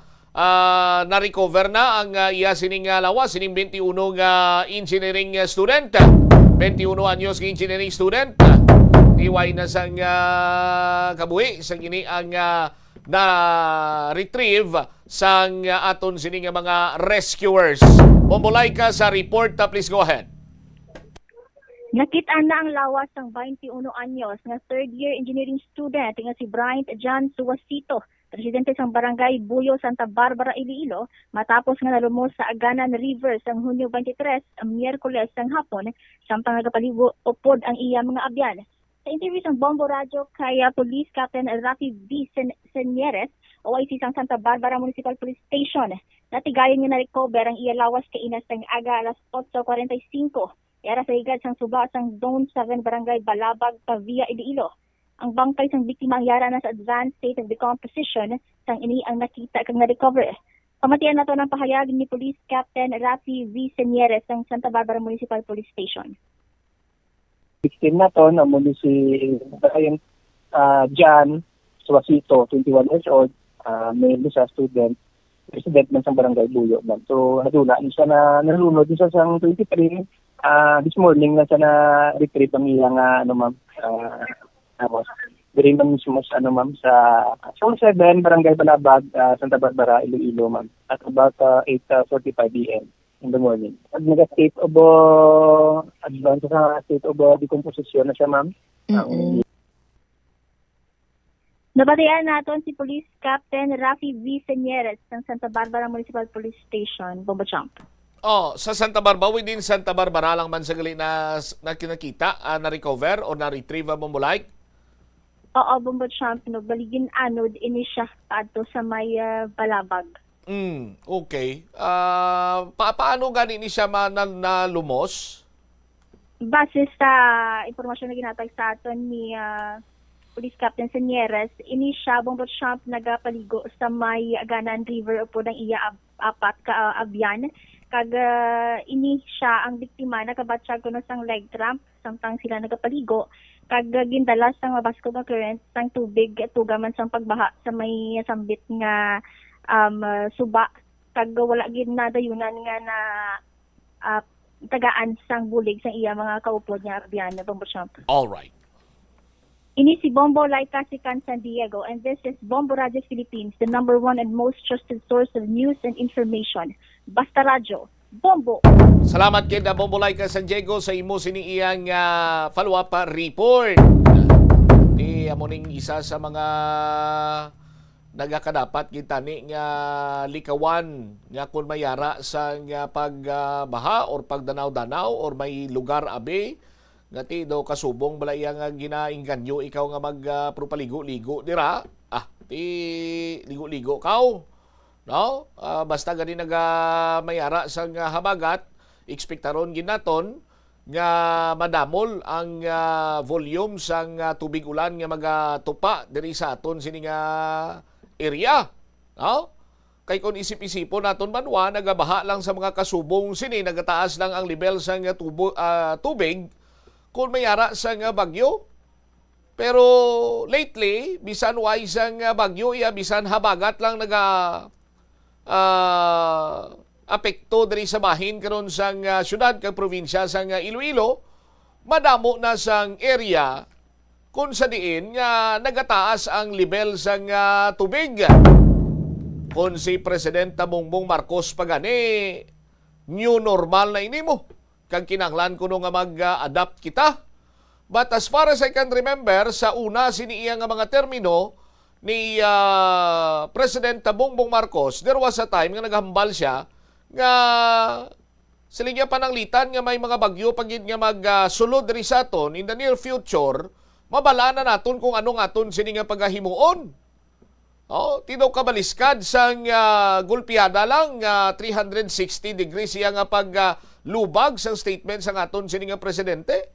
Nga we thought all the while, bangod nga naka-eksperyensya kita sang nagliligad sini nga mga tinuig, sang bagyo, nagtuga sang pagbaha, may mga nagakaigo na kita iya sini banwa nga mga ginatawag nga preparasyon.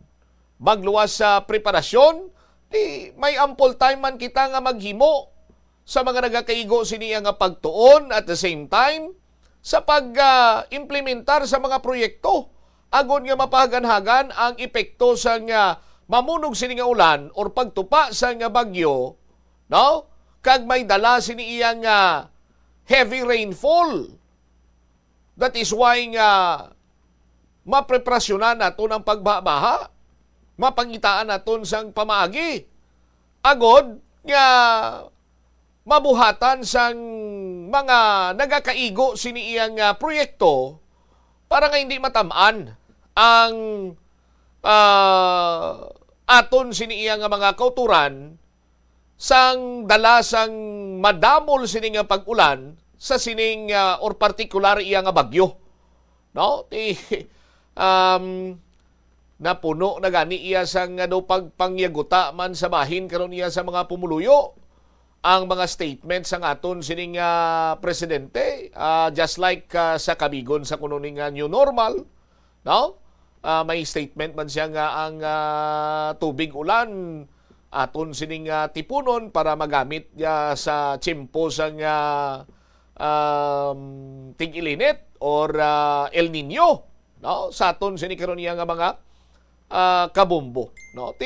Siguro wala lang wala lang ma-elaborate further sa aton sining presidente. Nang namin niya guro nga ang ining mga tubig ulan bala tipunon para nga magamit sa tiyempo sa tag-ilinit or El Nino season or El Nino phenomenon. Ang ginanamin guro ni Presidente Bongbong Marcos amo ining mga rain catchment facility, no? Of which sa madumduman naton, no, kunya ko magsala ti may ordinansa na diri sa syudad sa Iloilo kado si Councilor Eli Stante gini na nagdusoy, no? Sa aton sini mga kabumbong ang tagsa ka mga establishmento komersyal ang paghahatagan sang tax holiday or tax discount kung ini sila ang mayara sang water catchment facility or rain water catchment facility sa aton sini iya nga mga kabumbo, no? Kag there was a time sa aton sini mga kabumbo previously siguro mga 2 or 3 years ago nagsugod naman ang pagpatindog sa Department of Public Works and Highways sa mga water catchment facilities sa nagkalinain siniya nga bahin sang pungsod. No? Maricol ko pa gani sa aton sin mga kauturan do si Secretary Manny Bunuan man gani ang duso sa pag-construct sa mga water catchment facility sa bahin sa mga eskwelahan, sa aton sini nga mga kabumbo.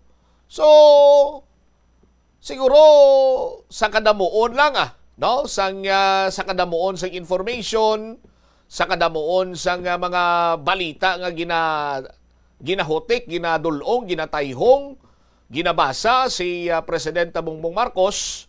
Ang nanamin niya guro nga ang tubig ulan supton ta para magamit magabot ang tiyempo sa tag-ilinit amo guro ning mga water catchment facilities, no?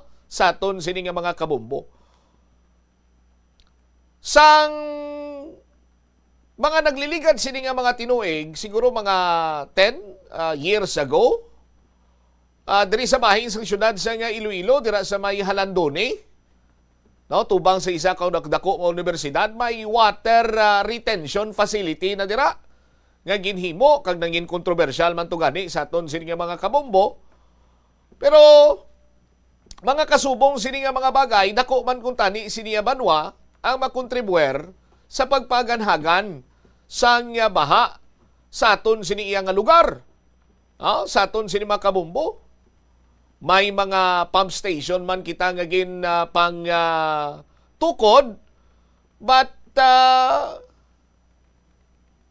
damo gani nagapamangkot kung naga-function according iya sa City Engineer's Office sa Santo, ga-function man ini kuno. Ginkonfirmar man diri iya sa karon na bilong sini sa ila iya nga katungdanan ang Conservation or Facility Conservation Office sa idalom ni Engineer Badong Pedregosa nga last time or sa nagligad sining simana halos straight isa man iya ka halos sa tagsa ka matag adlaw ila sining ginlibot ang mga area, no, nga kung sa diinti may mga pump station kag ginlantaw dito sitwasyon kag pipila sila diri function man kuno sa aton sini nga mga kabumbo.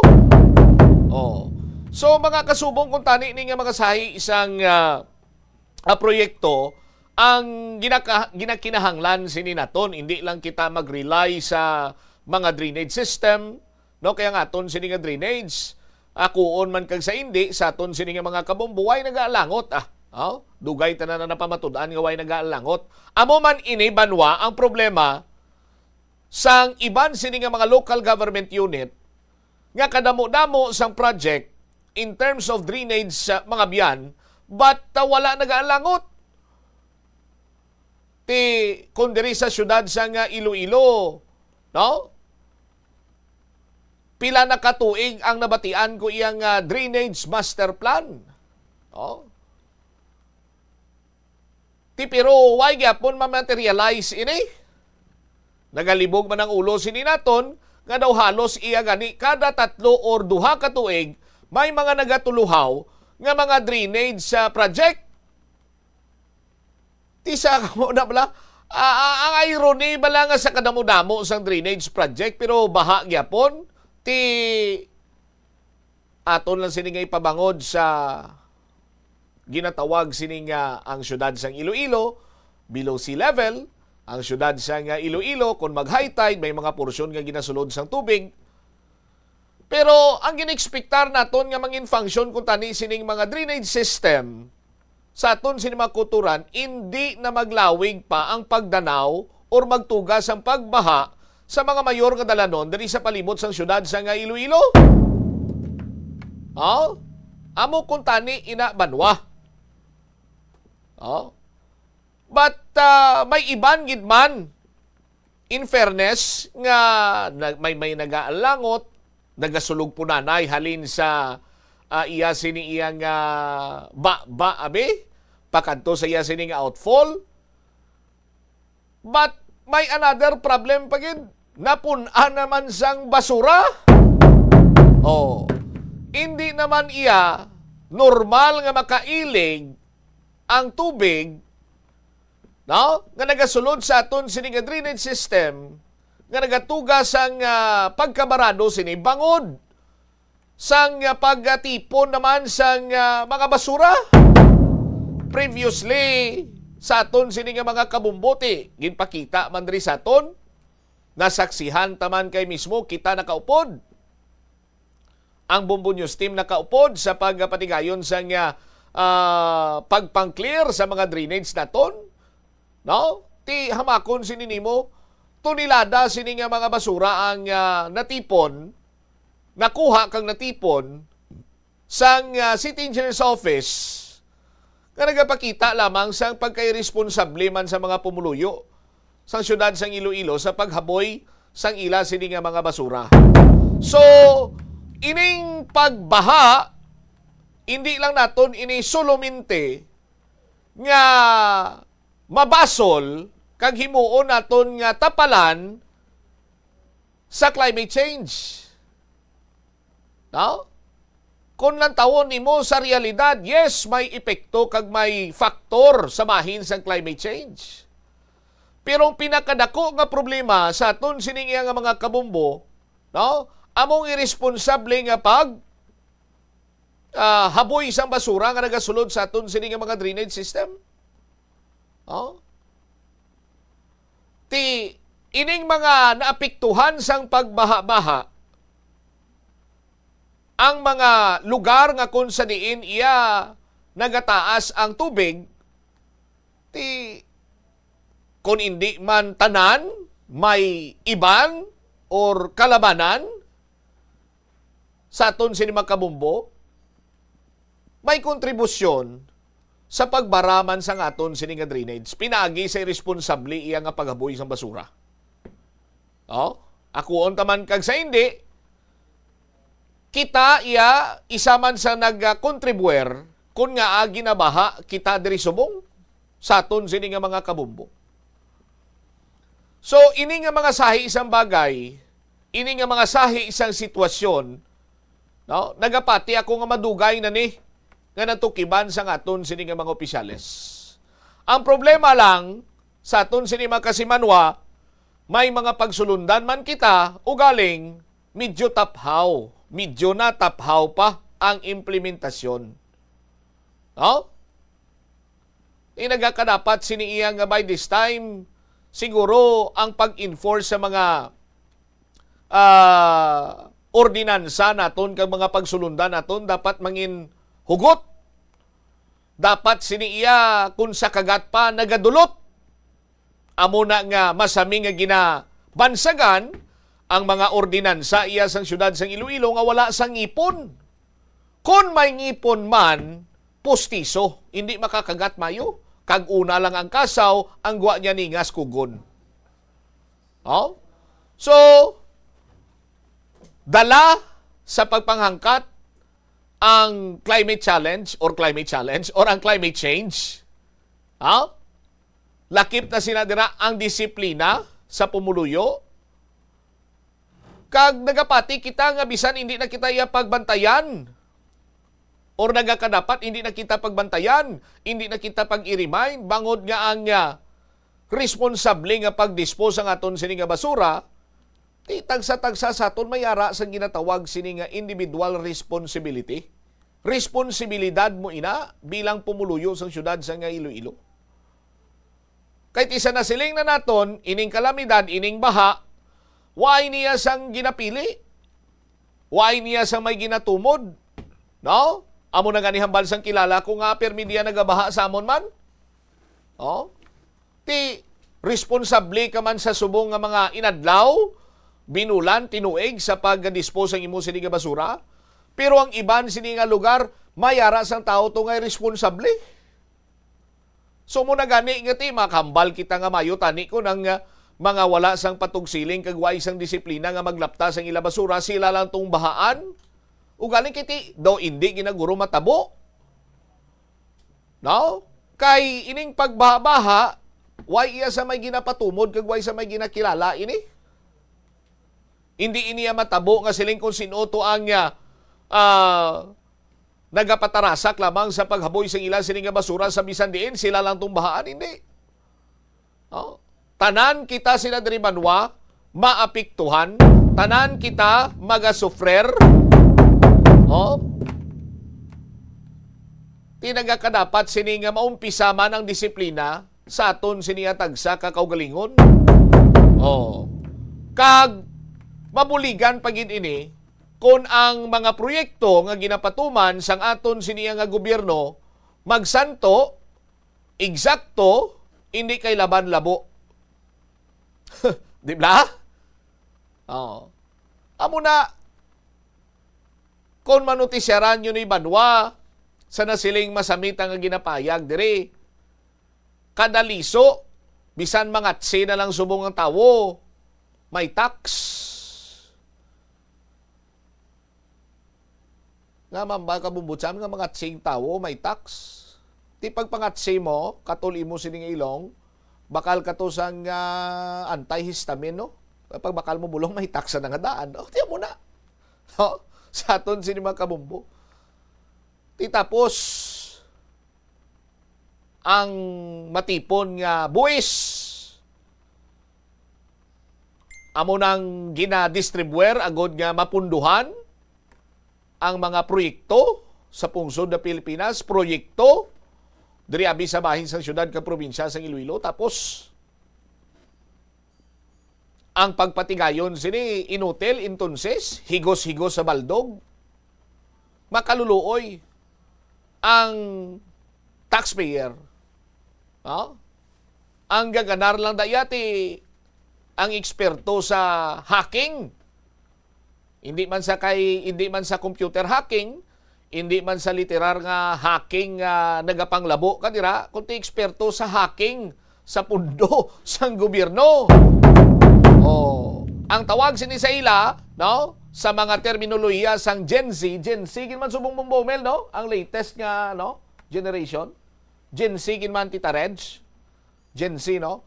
Tiko sa mga terminolohiya pa sang Gen Z, ining mga hackers sang pundo sang gobyerno, no, kunti may mga terminolohiya na mga Gen Z subong nga mga SAS, mga basta kadamo lang na silang nabalaan niya Tita Reds daw hindi mo yamangpan kung hindi mo pag i-research. Ang kilala ko nga agency naghambal sa akon sila ang mga tao sa gobyerno nga eksperto sa pagpanghack sang pundo sang gobyerno, no? Ang tawag sini sa ila sa mga agency, malan nyo kung ano? Ini sila kuno ang mga bug hackers. Oh. Kung isa ikaw ka opisyal sa gobyerno or tawag si gani isa ikaw abi ka tao sa gobyerno nga ti eksperto ka sang pagpanglabo sa pundo para iya sa proyekto nga kung tani makahatag sang kayuhan sa pangkabilugan sa mga pumuluyo balik sa ila kay tiya mo manablang ginabutang nyo dira sa inyo sini nga project billboard. This is where your taxes go, no? Munang ginabutang dira sa project billboard nyo, di ba? Sa tagsa ka may tukod sini nga proyekto. Oh. Amo ning tawag ko no sa ila subong, no, sang mga agency. Oh, ini sila mga bug hackers. Oh. Ikaw, sir, ma'am, nga nagapamati subong sa bumbuanay sunto, base kon isa ikaw sa bug hacker.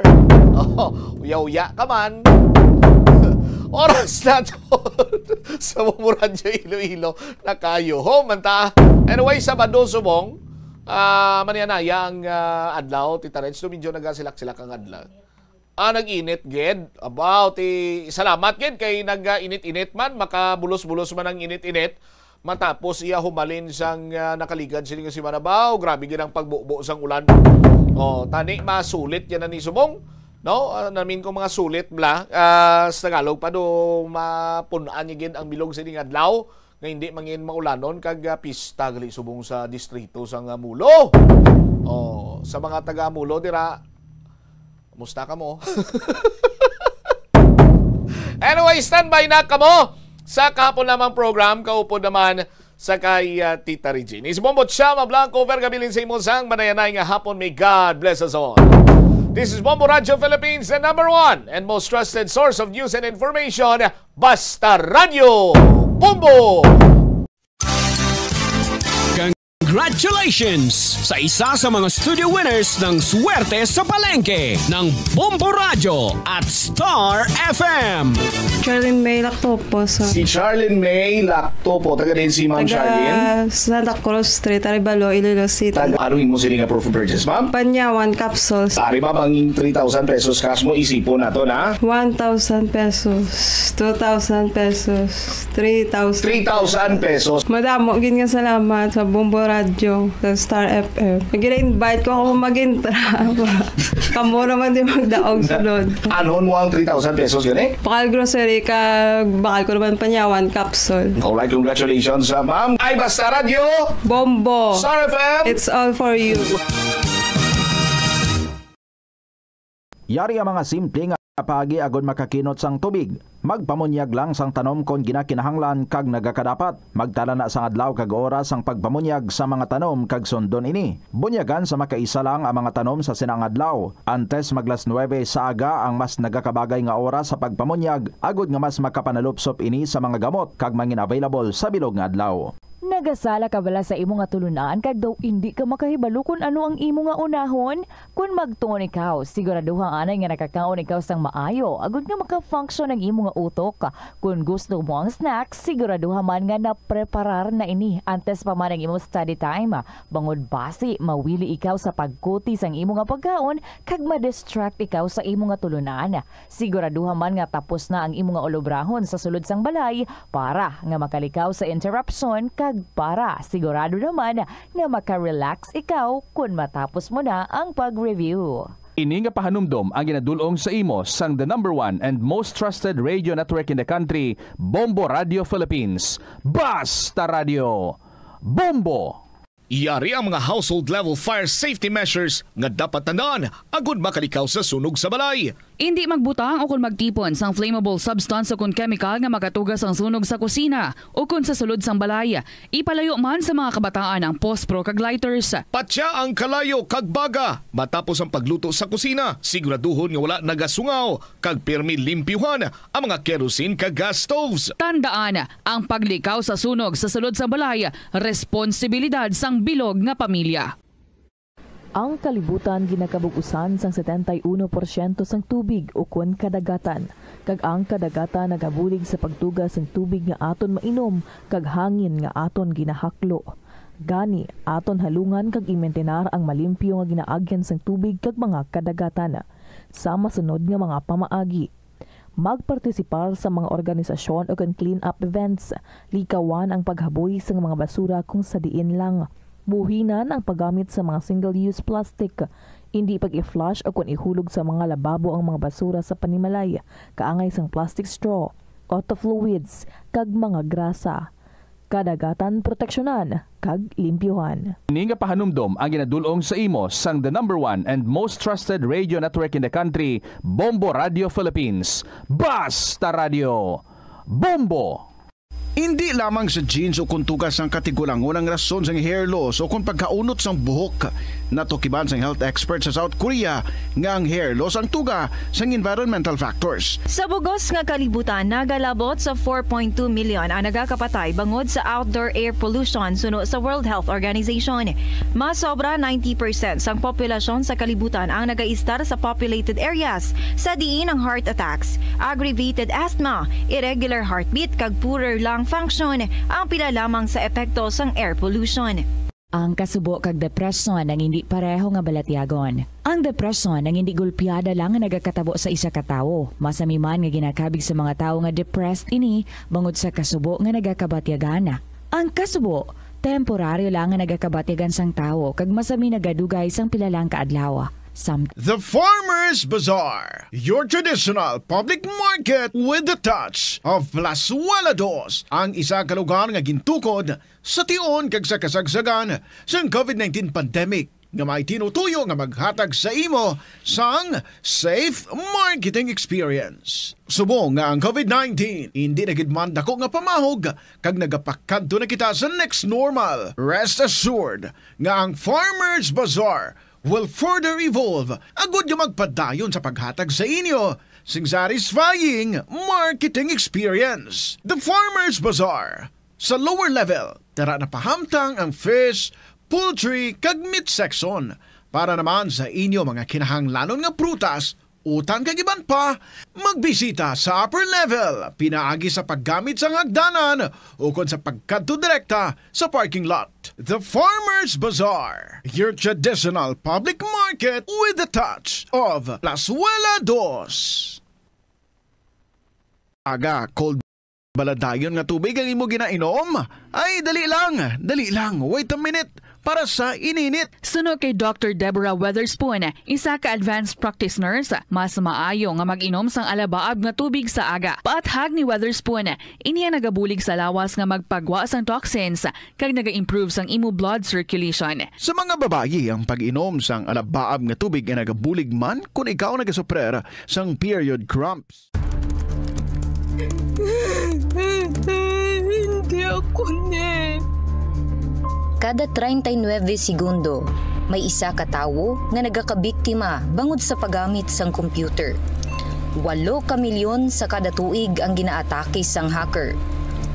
Likawan ang mangin isa sa biktima, mangin mahinalungon sa mga ginapanghatag nga impormasyon, protektahan ang kaugalingon, paggamit sang internet pasangkaron. Ini nga pahanumdom ang ginadulong sa imo sang the #1 and most trusted radio network in the country, Bombo Radio Philippines. Basta Radio! Bombo! Ano bala ang dapat tandaan sa tion nga magbiyahe agod mangin hassle-free ang bakasyon? Yari ang pila ka mga tips. Plazuela de Iloilo, Billboard of Activities for July 20 to 26, 2025. All the Goldie songs are their specialty. Kag sila magabalik sa Hulyo 26, Sabado. Sa concert at the Plaza presents The Retro Band. Mangin inyo, umpisa alas 6 sa gabi. Sa tion sa musical show, Napulo ka mga matahom nga Plazuela de Iloilo, Special Edition Mags kag madamo pangaiban ang iga-paraffle sa mga suki sang Plazuela de Iloilo. Sa Hulyo 27, Domingo, ginaagdang tanan nga mangin kabahin sang Eucharistic celebration nga pagahiwaton sa Latolda sa among adlaw alas 11 sang aga. Sa tion sang Holy Mass, magpangamuyo kita sa Ginoo nga i-remind ang aton mga lideres sang conflicting countries nga ang violence hindi ang sabat sa tanan nga sahi sang misunderstanding. Plazuela de Iloilo, we remain to be one with you in the common hope for a better community in a progressive country in 2025. Panugyan na rin sa eksperto kung kwarta ang paghambalan. Apesar limitado ang imo abilidad nga mag-invest, ang gamay nga contribution sa investment accounts ang makabulig sa imo nga maggamit ang earned money nga maka-generate sang dugang nga income. Ikonsiderar ang pagbukas ng retirement account o kung iban nga investment account. Ini nga pahanumdom ang ginadulong sa imo sang the number 1 and most trusted radio network in the country, Bombo Radio Philippines. Basta Radio! Bombo! Yari ang mga simpleng nga paagi agod makakinot sang tubig. Tinguba ang mga lalabahan kag tinguba man ang pagpanglaba. Ang pagpanglaba sang isa ka bes sa isa ka semana ang nagakinot sang naglabot sa 50 litro sang tubig. Kung nagagamit sang washing machine, iset ini sa mas manubo nga wash cycle. Makakinot ka na sa tubig, makakinot ka pa sa enerhiya. Nga ginadubilian ang illegal nga droga. Makamamatay. Ang nagagamit sang shabu posible mapatay tungod sa cardiac arrest o kung hindi gani tungod sa drug overdose. Makaguba sang lawas. Makadulot ini sang pagkaguba sang kidney o kung pag-angkon sang hepatitis. Posible man nga malatnan sang acquired immune deficiency syndrome o kung AIDS. Maglikaw sa illegal nga droga para sa matawhay kag malinong nga komunidad kag pamilya. Yari ang mga simple nga paagi agod makakinot sang tubig. Kaayuha ang mga taga sa tubo o kon hose. Hindi tanan nga taga sa mahapos kagilayon nga makita tungod ang mga tubo o kon hose ang nakalubong sa duta o kon semento nga bahin sang balay. Kung magsigi ang mga tagas nga ini, mahimo nga magalabot sa 10,000 ka litro sang tubig ang mausik sa isa ka tuig. Maggamit sang leak detection tool o kon magkonsulta sa mga eksperto kung may pagpangduwa-duwa nga may tagas sa mga tubo sang tubig agod ini gilayon nga makaayo. Wala sang adlaw nga ginapili ang mga aksidente. Gani ari ang mga tips nga dapat tandaan sa tion nga nagamaneho. Una, regular nga i-check ang kondisyon sa salakyan, lakip diri ang tire pressure, bastante nga oil kag brake fluid, kag ang side mirror ang dapat nga yara sa insakto nga anggulo. Siguraduhon nga hugot pa ang mga breakers kag matinlo ang air filter. Ikaduha, mag-seatbelt apisar malapit lang ang kaduan. Ikatatlo, mag-signal sa tion nga nagaliko. I-on ang signal light kung ikaw ang yara sa ginabanta 300 katapaka halin sa imo likuan. Ini nga pahanumdom ang ginadulong sa imo sang the number 1 and most trusted radio network in the country, Bombo Radio Philippines. Basta Radio! Bombo! Yari ang mga simple nga paagi agod makakinot sang tubig. Hindi mag-shower o kon maligo sang malawig. Sa sulod sang panimalay, kalabanan sang tubig ang ginausar sa pagpaligo. Nagalabot sa 24% sang tubig sa panimalay ang natigana sa pagpaligo sa mga miyembro sini. Ang pagpanubo sang tiyempo sa pagpaligo sang 2 ka minutos ang makabuhin sang 30% sang ginakonsumo nga tubig. Maggamit sang shower timer o kon mag-set sang alarm sa imo cellphone kag i-limit lamang sa 4 ka minuto ang pagpaligo. Kung nagagamit sang shower kag nagahulat pa sa pag-init sang tubig, saluda sang balde ang nagailig nga mabugnaw nga tubig kay sarang paining nga magamit. Paano ipabilin nga matinlo ang ginakaon nga mga prutas kag utan? Dapat nga regular ang paghugas ng kamot nga may habon sa sulod sang 20 segundos bag-o kag pagkatapos mag-uyat sang anuman nga butang. Hugasan sa maayo mga prutas kag utan gamit ang tubig bago ini kaunon o kun isimpon sa ginaluto nga pagkaon. Likawan nga maggamit sang habon o kun bleach o kun anuman nga kemikal sa paghugas sa mga ini. Lutuon sa maayo ang mga utan agod mapatay ang mga mikrobyo nga nagatapik diri. Kung ikaw may ubo o kun sipon, mas maayo nga itugyan na lang sa iban nga miyembro sang pamilya ang paghanda sang pagkaon agod malikawan ang cross-contamination. Ini nga pahanumdom ang ginadulong sa imo sang the number 1 and most trusted radio network in the country, Bombo Radio Philippines. Basta Radio! Bombo! Kadungan sang pagtigulang, nagataas man ang risgo sang vitamin deficiencies nga nagatugas sang physical kag emotional changes. Santo sa isa ka scientific study, ang B vitamins ang importante agod nga mag-function ang body cells nga nagabulig sa metabolism, paghimo sang bago nga blood cells kag nagabulig sa pag-maintain sang healthy skin cells, brain cells kag body tissues. Magluwas sa supplements, lakip sa mga pagkaon nga bastante sa vitamins sa moang karne, whole grains, prutas, gatas, cheese kag mga ulutanon. Gabulig sa paglikaw sa nanuhay tuay nga balatian ang simple nga pagkaon sang citrus fruits kaangay sang pomelo nga puno sang powerful immune boosting antioxidant. Ang pomelo ang puno man sang lycopene, isa ka anti-inflammatory, anti-aging antioxidant nga nagapanami sang supat. Ang duga naman sang panit kag dahon sang pomelo ang natukiban nga makapatay sang cancer cells kag nagapalikaw sa paglapta sini sandig sa test tube studies. Yari ang mga importante kag praktikal nga mga pamaagi agud makakinot sang tubig. Sa kusina, magamit sang yahong ukon labador sa paghugas sang mga ulutanon ukon prutas. Magdesignar sang baso ukon water bottle agud gamiton sa bilog nga adlaw agud indi magsigi panghugas sini kada matapos ang pag-inom. Kung aksidente nga may nahulog nga ice o kunyelo, hindi ini pag-ihaboy. Sa baylo, ibutang ini sa mga masitera sang tanom. Kung may bilin man nga yelo o kung tubig sa baso nga ginimnan, tipunon ana ini sa balde, agud ibunyag sa mga tanom antes hugasan. Paano ba lamang kalikaw sa aksidente sa dalan? Yari mga tips nga dapat tandaan sa tion nga nagamaneho. Una, likawan ang masaming nga pagsaylo sang linya. Ang swerving o kung pagsaylo sang lane sa isa ka delikado nga maneuver nga masabi ginatunaan sang bunggo anay. Kung himuon ini, siguraduhon nga may bastante ang oras kag espasyo. Ikaduha, i-check ang blind spots. I-check ang mirrors kung clear ang alagyan. Magbalikid o kung maglantaw sa nagaagi sa ibang nga anggulo, agud makasigurado nga maathag ang alagyan. Ang responsable nga driver ang masaming nga handa sa anuman nga aksidente. Kabahin na sang pagkaresponsable ang pagkuha sa nga insurance agud masigurado nga may peace of mind sa dalan. Ini nga pahanumdom ang ginadulong sa imo sang the #1 and most trusted radio network in the country, Bombo Radio Philippines. Basta Radio Bombo! Tanan kita mayara sang mabulig agud pakibatuan ang climate change. Magamit sang bag nga pwede magamit sang liwat-liwat agud mabuhinan ang plastic bag nga ginahaboy. Bangod ini nagatugas ang greenhouse gases. Ikaduha, hindi masumi magamit sang computer. Kung 4 ka oras lamang sa isa ka adlaw ang imo nga paggamit sang computer, makabuhing ka na sang carbon dioxide. Ito ang Bombo Radio Philippines. Fully digitalized. Numero 1 sa balita, komentaryo, drama at serbisyo publiko. Bombo Radio Philippines. Bombo Radio Philippines. Unmatched. #1 and most trusted source of news and information. Basta Radio Bombo! Hello and good afternoon kids sa inyo tanan mga kabombo. Happy weekend! Hello sunshine! Haha, I am so glad. Nag-init na ang kapaligiran. Doon ka namin man, no? After many days, ang rain and the gloomy days, subong sikat na si Haring Adlaw.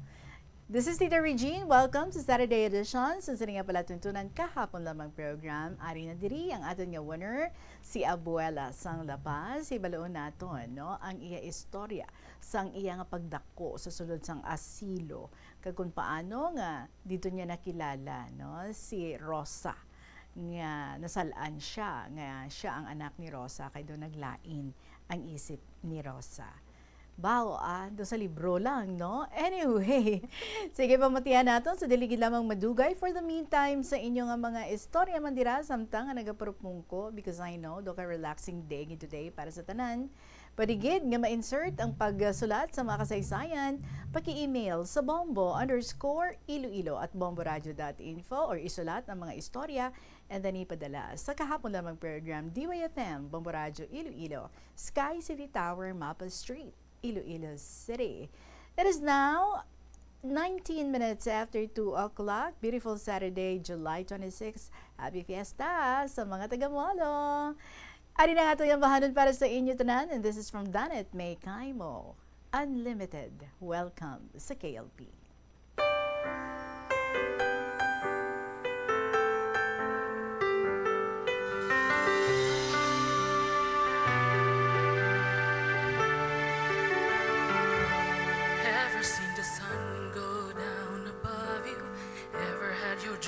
come crashing on you? Ever heard a bad thing said about you? Ever felt so low? Ever had somebody burn and hurt you? Ever had someone blame something on you? Ever wanted something so bad you can't seem to have? But what if I told you that all of these were meant to be? And what if they happened just to set you free? You're unlimited, you were meant to win. It's inside of you, just have faith within. You're unlimited, and there's no end to what you can do. All your battle scars, you should wear them proud, because tomorrow there's something you'll sing about. You're unlimited, and there's no end to what you can do. What you can do.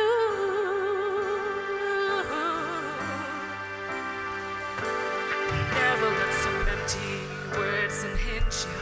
Never make excuses just because you tried your best and you failed. Another chance will come. Others envy those who try to make it. Never let someone say you're not worth it. Never give them time, they don't deserve it. Don't deserve a thing. What if I told you that all of these were meant to be? And what if they happened just to make you see that you're unlimited, you were meant to win. It's inside of you, just have faith within. You're unlimited, and there's no end to what you can do. All your battle scars, you should wear them proud, because tomorrow there's something you'll sing about. You're unlimited, and there's no end to what you can do. What you can do. Never doubt your dreams, say them all out loud. Chase away your fears, rise above that cloud. Take the song to heart, go and sing it louder.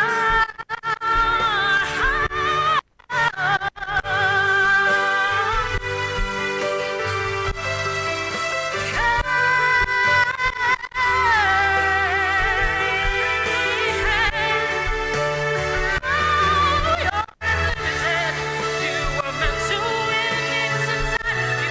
Just have faith within. You're unlimited, and there's no end to what you can do. All your battle scars, you should wear them proud, because tomorrow there's something you'll sing about. You're unlimited, and there's no end to what you can do. What you can do. What you can do.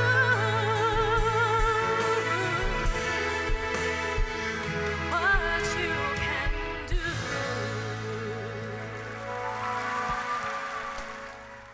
Janet May Kaimo, Unlimited. That's right. You are enough, and what you can do is so unlimited. 23 minutos na makalipas ang tak ng alas 2 sa hapon. This is Kahapon Lamang program, of course. Kaupo ninyo si Tita Regine. At this time, kaupo na ang ating winner, si Abuela sang La Paz. Abuela meaning lola. So, basi kung may dugo nga Espanyola, ining aton din nga bisita. Mayong hapon gid sa imo, Abuela. Good afternoon, ma'am. Pwede ka kahambal sang medyo matunog-tunog? Mayong hapon man in the region. Oh, very good. Sa asilo ikaw nagdako, ma'am? Oo, day. Paano ka nakasulod dito? Kay balaan mo ang akon nga Iloy napatay sang tiempo gera. Kaya ang akon nga amay general sa mga soldado ti ang akon Iloy dito sa asinda nga ginarkilahan sang akon nga amay upod sa iya nga ginikanan. Ugaling kay sang 1940 may anong amay ko may punong sa ahoy. Te sang 1941 daw nag-ano na blanga daw di na mapunggan ang gera. Ginkuha sa kay abogado asa ginkuha sa nga mangin general sa mga soldado. karon ang iya nga punong kay may parte nga daw may bakulod ginhimo nila ginpahimo sang amay ko sang garrison sang mga soldado. Ti galing kay amo to sang pag 1942 na nang naggira na ti ang akon nga iloy dito sa asyenda ti pagkabalo sang mga military dito nga amo na nga masulod na sa asyenda ginpangtago niya ang mga tigula nga babae kag mga lalaki kag ang kabataan pati ang akon nga gitago isa sa suba bala kag pati ang akon iloy nga 5 pa lang kaadlaw nga na bata, ginpahulom niya man to sa tubig, kag gintampukan sila sa water lily. Tapos ang paklang lang sang kapayas among ginahimo kay makaginawa sila bala. So mga abot sa isa ka oras ang inaway, nag-retreat ang mga Hapon kay napatyan sila. Tapos amo to ginpatakas na tong ang mga gintago to sa suba. Sang gabi ang akon nga iloy pwerte ang hilanat kag ginakurog. Ti ginakumod nga wala doktor na pangbanyos-banyosan lang siya sa mga dahon-dahon pero wala gid siya maumpawan. Tapos nagahibi isa nga pabalon akon amay sa niya sitwasyon. Karon ang utod sang amay ko para lang nga mapabaloy ato ang niya utod. Nagkunwari siya nga nagabaligya sa mga utan kag mga ano-ano lang para makalambot to siya sa ahoy kay mati masakay ka pa na sa pambot pa kadto sa ahoy alin sa Manapla. So pag abot niya dito, namangkot siya sa guard kung pwede niya mambal ang general sing isang guard sila niya nga asin okas niya utod ko. Kaya mo itong gintawag nilang akon amay. Pag abot siyang amay ko siya niya na ano ka Pedro nga nag-antos ka mag-ano nga balaan mo mga Hapon damo. Siya kay Manoy ang imo asawa nagbata, babaye. Pero malain niyang sitwasyon kay wala sang doktor kami nga tawgon. Kaya amo to naglibog ang ulo sang amay ko. Git pamangkot kami doktor man sila sa ilang soldado. Mangkot yung doktor anong mahimo nila. Ti sinya sir kantuan naton Di siling sang amay ko ti paano kay kadamo sang Hapon niya hindi makuha kita pulo ka soldado pero hindi alam mag-uniform. Tapos maano kita sang pulo ka sako nga bugas kang ang armas sa dira tay sulod sa may bugas. Kaya mo naginhimo nila hasta nga nakalambot to sila sa akon nga iloy sa Manapla. Pag abot niya dito, sanay sila nga nagahibian na nga siling sang iloy ko. Nya papang kung anong matabo sa akon, dalhon mo siyang aton anak mo diin ka man. Ti mga 3 kay indiksyonan man siya sang doktor, kag tanan nga gaginimo, pero wala gid siya matabangi, 3 ka adlaw nang patay siya. Ti kumugira, dito lang ginlubong ang akon nga iloy sa tunga katubuhan Tapos gindala ko sang amay ko balik sa ahoy. Sang dito na sa ahoy, ginbutang lang ko sa clinic. Ti na problema naman siya nga basi kung sulungon sa mga Hapon, paano abi ako. Amo tong ginpatawag iya utod nga kuhaon ako tigin kuha ko sang akon nga tiya kag gindala abida sa iya nga lugar sang ulihi nang patay man ang akon nga tiya tapos ginbilin lang ako sang tiya way ginpabalo tong amay ko way sing nakabalo nga amay ko kay ato na sila sa kwan mo sa may Tubuso sa Negros Oriental kilayo ti nang sang mga 8 na katuig ang edad ko, nadumduman sa kamay ko nga kuhaon ako kadtuan ako. Tinagkadto to sa lugar sang akon nga tiya. Din pula na, igo ang balaan nga patay na dito ko ginbilin siya lang amon parinti lang. Tiyang parinti na mo na nakaagi-star sa asilo. Karon sila ang mayo nga pasulod na lang ko sa asilo para nga dito makatuon man ako kag maatipan man ako sa mga madre pero walo pa lang to katuig akon edad. Okay, so 8 katuig ang imo edad sa nakasulod ka didto. Oo. Tell us, paano ang imo nga kabuhi dito sa sulod sang asilo? Isang dito kami sa asilo, ang tanan-tanan mo nga hulag puro may bagting, may inura sa ngamong nga hulag mo. Kung magtulog ka, pag bugtaw mo, bagtingan ka, 10 minutos lang ang imong himo sa imong igdaan. Manaog ka naman to para manghilamos 10 minutos naman. Mag-ilis ka sa ang imong abayo nga uniforme nga masimba kami, another 20 minutes pasaka sa chapel. Pagkatapos na sa chapel, matapos ang misa, makadto naman kami sa among refectory para magpamahaw. So ang pamahaw naman to another 20 minutes naman, pero way gahod, hindi ka pwede bisan lagtik sang pinggan mo sa kutsara, hindi pwede. Kay tanan-tanan may gwardiya ang tanan among nga hulag mo. Tapos kung maligo kami, ang banyo namon dako, pero may pulo na kadram, sa pulo kadram, pulo man kami ka tao ang makapaligo. 30 minutes lang na may gabantay mga madre nga bagtingaw na tapos madali-dali ka man takas Kaya amo na tapos eskwela man kami dito. Ga-eskwela kami Spanish, ga-eskwela kami English, para pagkahuibes, ara kami sa amo na nang ginatuluan kami bala pumurda. Kaya amo na, tapos kung Sabado gani, amo na ikon Sabado, daw medyo daw free kami, na bahala ka da kung matuon kay mo leksyon o kung mahampang ka o kung ano ka, amo na eh. Tapos, So ano ka mo kadamo dito sa sulod? Ako number 126 na mo. Mga lalaki, may mga babae? Wala, o puros puro lang kami babae. Okay. Wala lalaki. Tapos gina-assignan ka mo something to do? Ano Oo. yung gina-assign sa inyo? Ang tanan nga obra, kinanglan matunan mo. Agi ka sa labadiro, maagi ka sa inang kusina. Tanan nga ang amon nga CR na 15 na kabilog, kinanglan magtinlo ka, hindi kay siling mahimok, gamit ka brush, kamot mo gini ang ingo nga ikuot sa basin eh. Wow. Tapos tinlo gina, tapos kinanglan ikaw na assign da. Ara kay daga gwardiya niya kay kada may magsulod nga may basa ginasunod mo na katrapo, pero ang imo nga obra o kung tulon-an dala mo man da ka lang gapungko sa tubang sang CR na.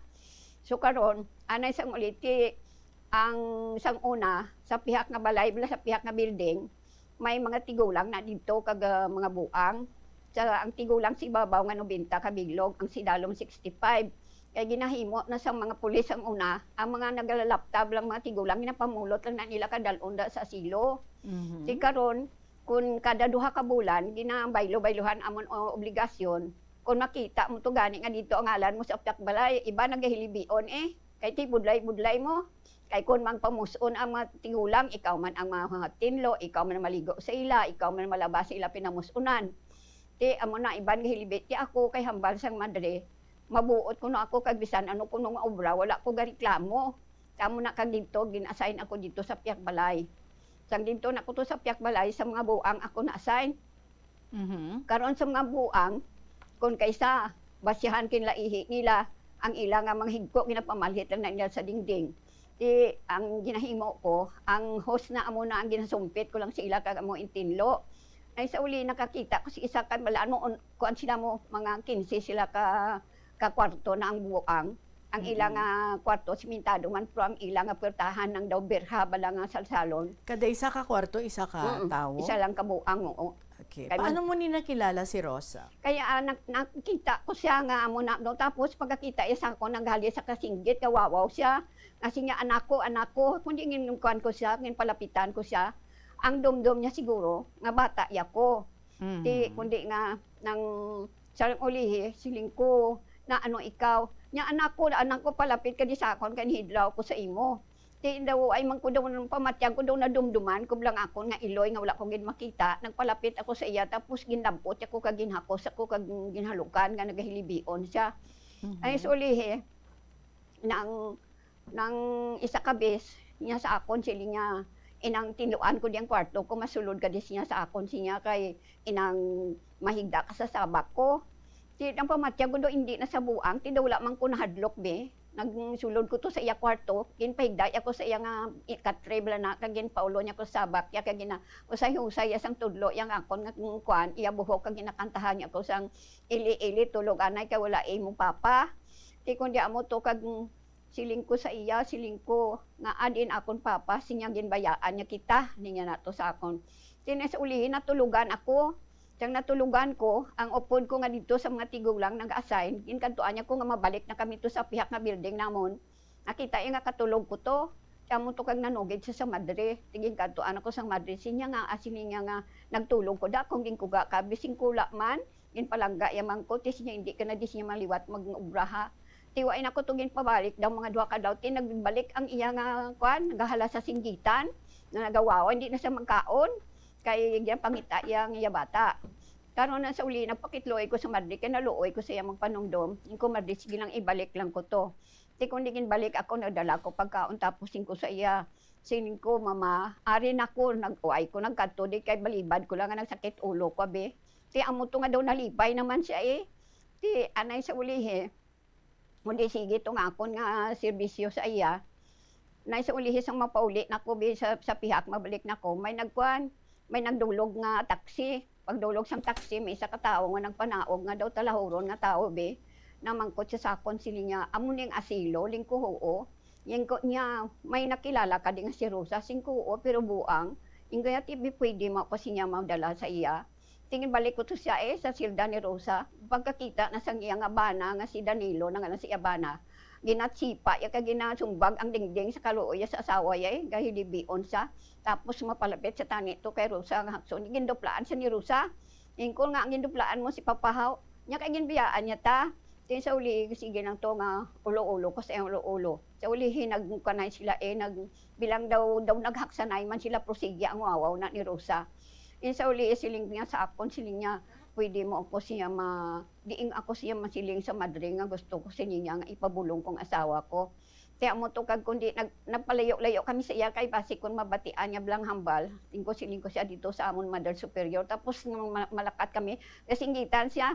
Nga hindi pagkuhaan ako na kay abiya kay dalo naman ako abiya. Hindi pagkuhaan ako, singko hindi mama si Papa singko mabakal kami sang imo pagkaon kag sang imo bayo. Kaya mo tungan daw nagkalma siya. Ano ning istorya nila nga duha sang iya nga husband? Oo, hindi man siya niya may istorya sang husband niya kay bilang daw hindi pa niya makuan nga husband. Hindi namin ko ano ni ang istorya nila nga duha nga mag-asawa. Ano ang natabo nga ang naglayuay sila? Hindi akay kundi ining si Rosa ang iya ni nga amay amo anay ang agsador bala sang amay na sang iya nga bana ti agsador sa ila nga uma. Tapos si Rosa ginkuha na nila nga sulugoon sila balay. Ini si Danilo eskwela pagka-doktor. Pero sa uli hinaluyag niya sa kay Rosa. Kapro ka sikrito lang siya nga ginadalaan niya sa kung ano-ano si Rosa. Tapos, sang ulihing graduate na siya, nagambal sa siya nga ginikanan, nga siya mag-graduate na ko, ma-attend ka mo sa akong graduation. Pero dalon niyo siya si Rosa, kay para may mga himos to sa akong mga gamit siya sa boarding house. Tingin dala nila si Rosa, sa pagkatapos ng graduation, tapos nila panyaga, siya mga paong na lang kamo ibilin lang si Rosa, sila niya kay mga himos siya. Pero paghalin siya ginikanan, naglakat sila sa judge, nagpakasal sila.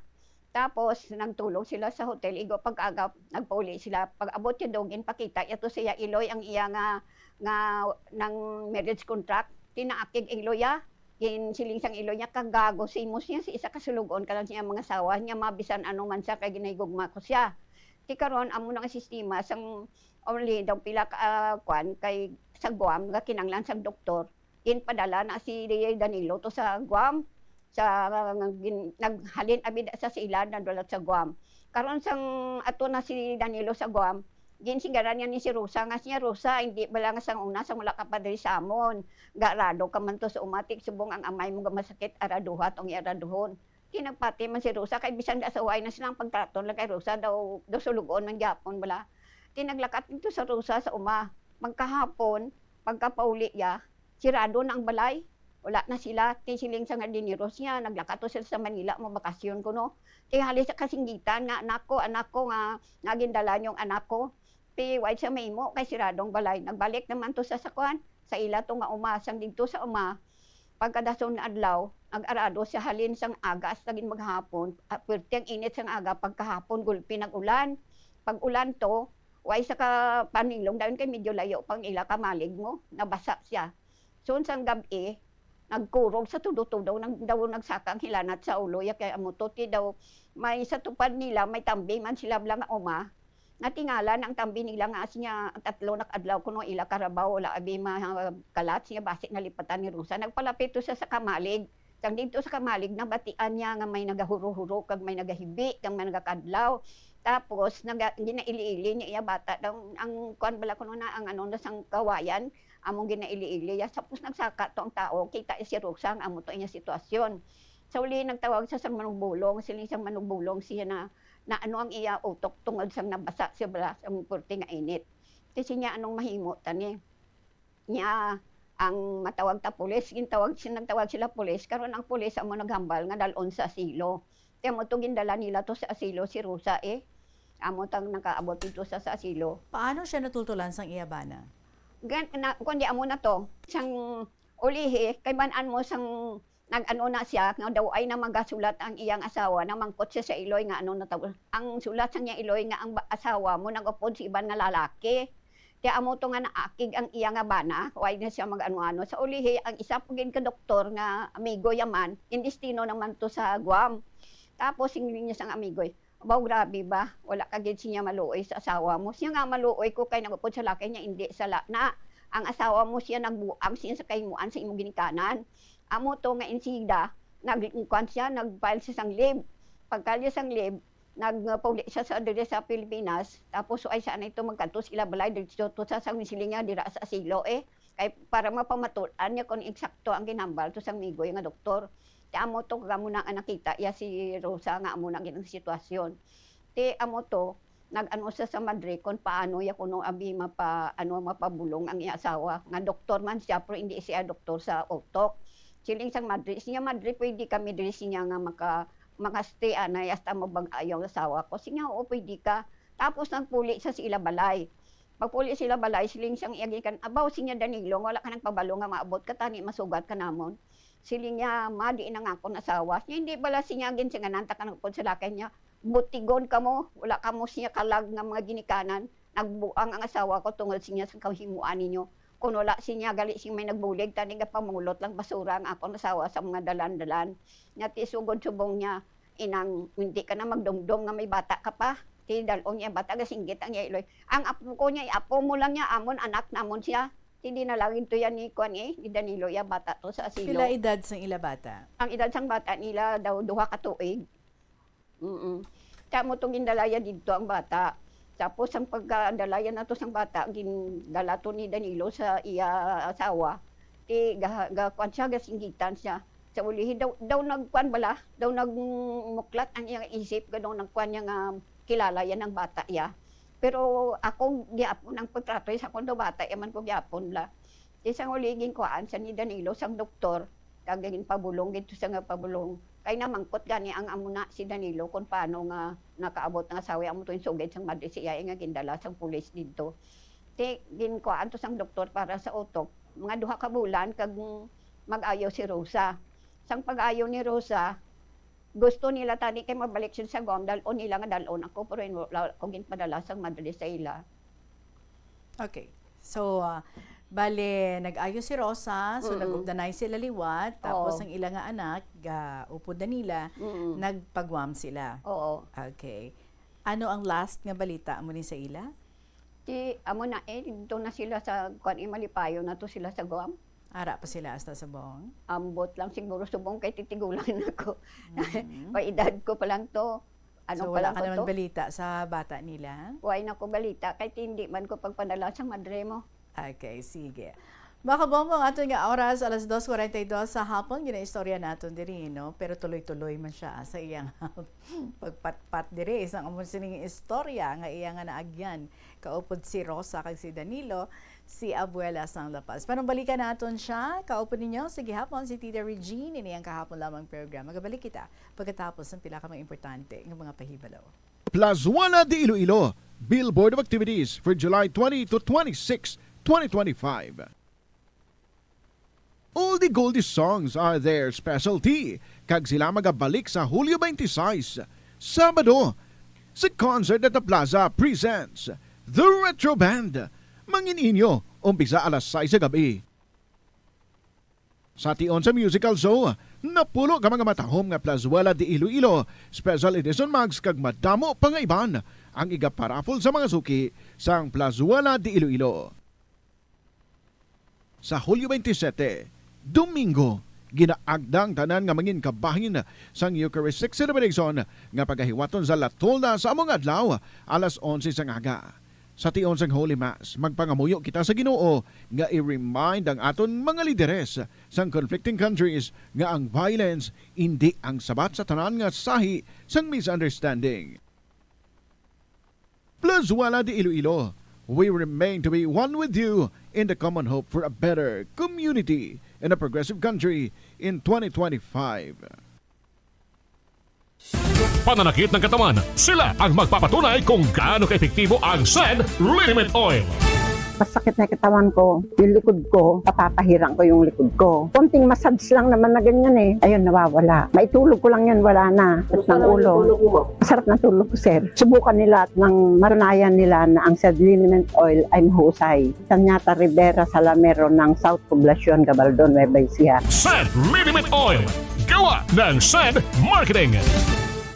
The Farmers Bazaar, your traditional public market with the touch of Plazuela Dos, ang isa ka lugar nga gintukod sa tion kag sa kasagsagan sa COVID-19 pandemic. nga may tinutuyo nga maghatag sa imo sang safe marketing experience. Subong nga ang COVID-19 hindi na gid man dako nga pamahog kag nagapakadto na kita sa next normal. Rest assured nga ang Farmers Bazaar will further evolve agud nga magpadayon sa paghatag sa inyo sing satisfying marketing experience. The Farmers Bazaar. Sa lower level, tara na pahamtang ang fish, poultry, kag meat section. Para naman sa inyo mga kinahanglanon nga prutas, utang kag iban pa, magbisita sa upper level, pinaagi sa paggamit sa hagdanan o kon sa pagkadto direkta sa parking lot. The Farmers Bazaar, your traditional public market with a touch of Plazuela Dos. May kilala ka bala nga mga bata nga mahilig sa video games? Nagausik bala ini sang inoras sa paghampang sang iya ginakaadikan nga games. Isa ka pagtuon sang American Academy of Pediatrics ang nagapahayag ngang sobra-sobra o kon inoras nga pagtiner sa paghampang sang video games ang makadulot sang depresyon, anxiety kag manubo nga grade sa eskwelahan. Suno sa mga eksperto, halos 9% sa kada 3,000 ka mga elementary students sa kada pungsod ang makabig pathological o kon addict sa paghampang. Makabig nga pathological o kung addicted ang isa ka estudyante. Kita diri sa kahapon lamang program, mga kabombo, alas 2:46 ang aton nga oras. Balikan ta man diri si Abuela sang La Paz. So ma'am, ang imo nga childhood dito mo gin spend sa asilo. So bali dito ka gidya nag-grow up do dito ikaw gin raise. Mga until pila imo edad? Hasta nag 18 years old ako. Liyo ko sa microphone. Thank you. Mga pila? Hasta nga nag-18 ikaw? Hasta ang 18, oo. Okay. So, growing up sa asilo, kumusta man, ma'am? Ano ang mga na-learn mo dito? Ano nga mga values gintudo sa imo? Kag ano sa mga ginpagtudo sa imo ang nakabuligid sa imo pagpangabuhi? Amo ni isang pag 18 years old ko, ginpamangkot ako sang madre nga siling niya, Inday, ano ang plano mo sa imo kabuhi? Siling ko madre, gusto ko magmadre man ako tani. Nya tingaahaw. Ko para makaserbisyo ako sa mahal nga Diyos. Niya Inday, hindi lang siya sa pagmadre ang pagserbisyo sa mahal nga Diyos. Kay kung magpamilya ka, mas ako ang imo siling niya nga inang indulhensya, mas kay damo imo nga maagyan nga mga penitensya sa imo pagpangabuhi. Niya tani siya Inday, ang ako na ang atom lang na nga sa Kristan, hinablos ko na gusto ko tani nga ikaw mapangasawa niya.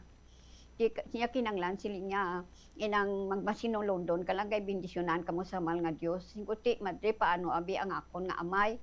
Nyati ang amay mo sinya pabalon ta nga amo na abi.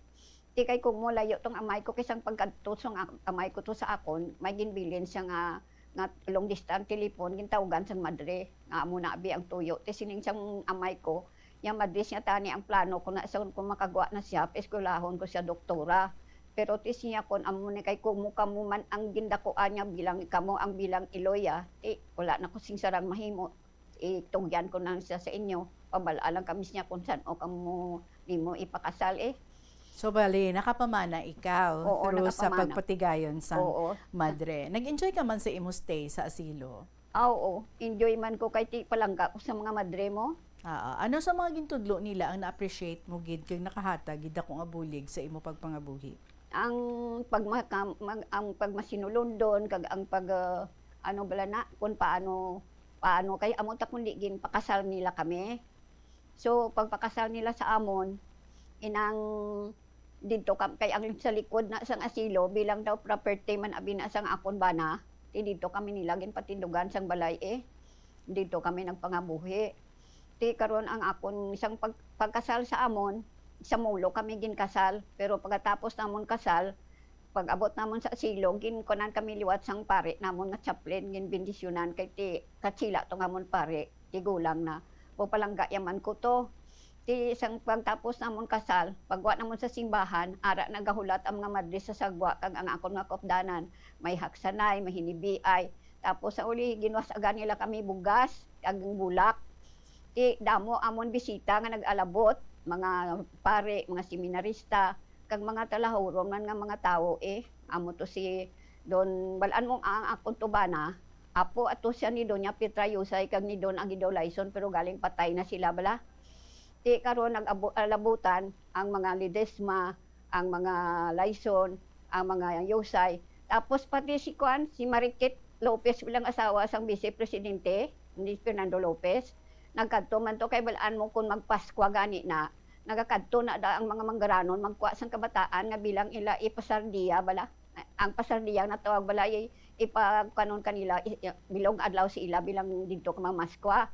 Ti ako ang napilian na ni Mariket, kaya mo na nga dalaya ko to si ila balay, hindi ko pa gani malipatan ang hambalya sa akon nga silinya. Nya Flor, kung magnobyo ka, hindi ka magbaton kung regaluan niya kakulinta sa, ay kung mabugto, mabulagay ka mo. Sinya kung panyo gani, hindi ka man magbaton, kay pahibio niya ka na. Kung sapatos niya, hindi ka man magbaton, kay malakat ina. Lingkod ti ano abing mayo, kung nga batonon, nagkadlaw siya panty kag brae. Amo to hinambalya. Alright. So, anong luyag mga ibilin nga inspirasyon sa amon tanan? Ang iluyag ko nga inspirasyon kay ang akon to nga bana, grabe gid to nga amon ang pagpalanggaanay namon grabe gid ya. As nadula lang to sa kalibutan. Wala gid ko katilaw bisan pitik, bisan isa ka tinaga nga malain, wala gid ko katilaw. Amon ang atubtob subong, hindi ko gid siya malipatan sa akon kabuhi. Nga bilang When was the last time nga nakapamasyar kaliwat sa asilo? Ati, sang pirmi man ako dito sa asilo, sang sanolang to gani, atuman ko to, nang simbaman ko to. O galing kay Subong, kay tungod sang pagkapatay sang bana ko, ginkuha ko na sang pamilya sang bana ko nga may mga kaya man bla nga manggaranon bla nga mga layson.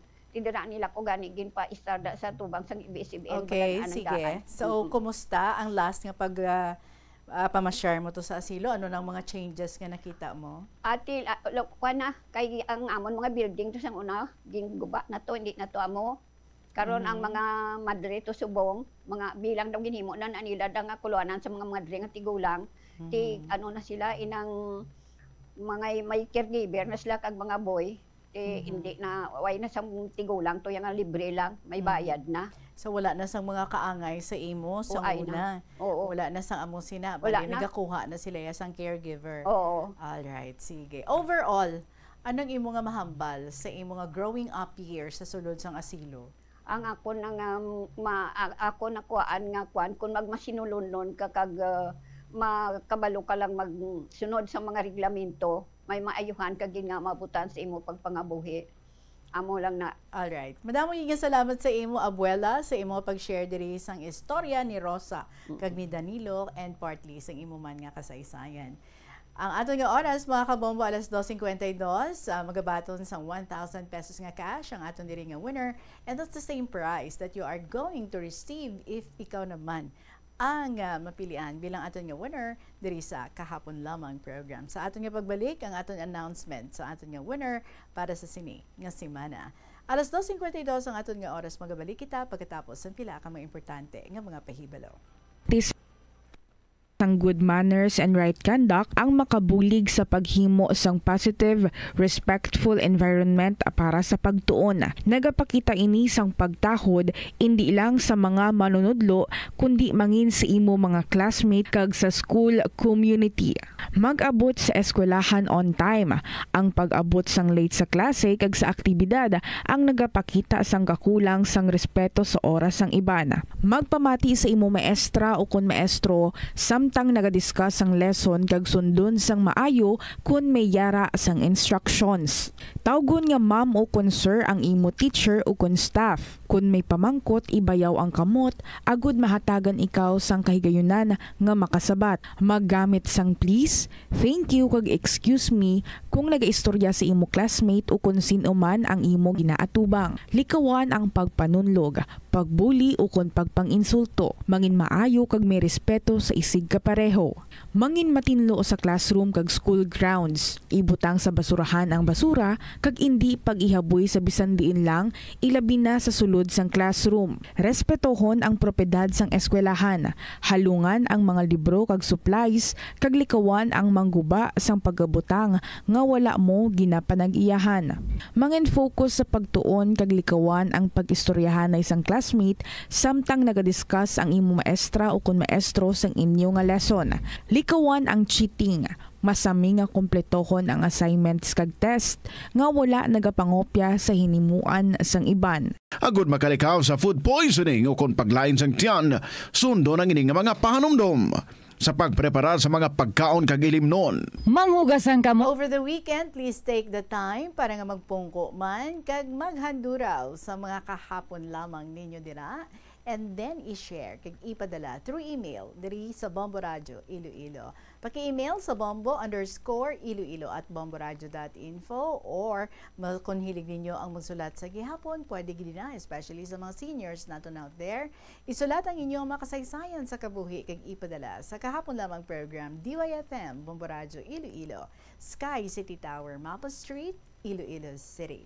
Ginapasalamatan gid naton ang tanan naton nga mga letter senders whose stories nabasa naton sa sininga semana. You keep this program going and you continually give us motivations and inspirations, also mga spiritual guide sa amon diri.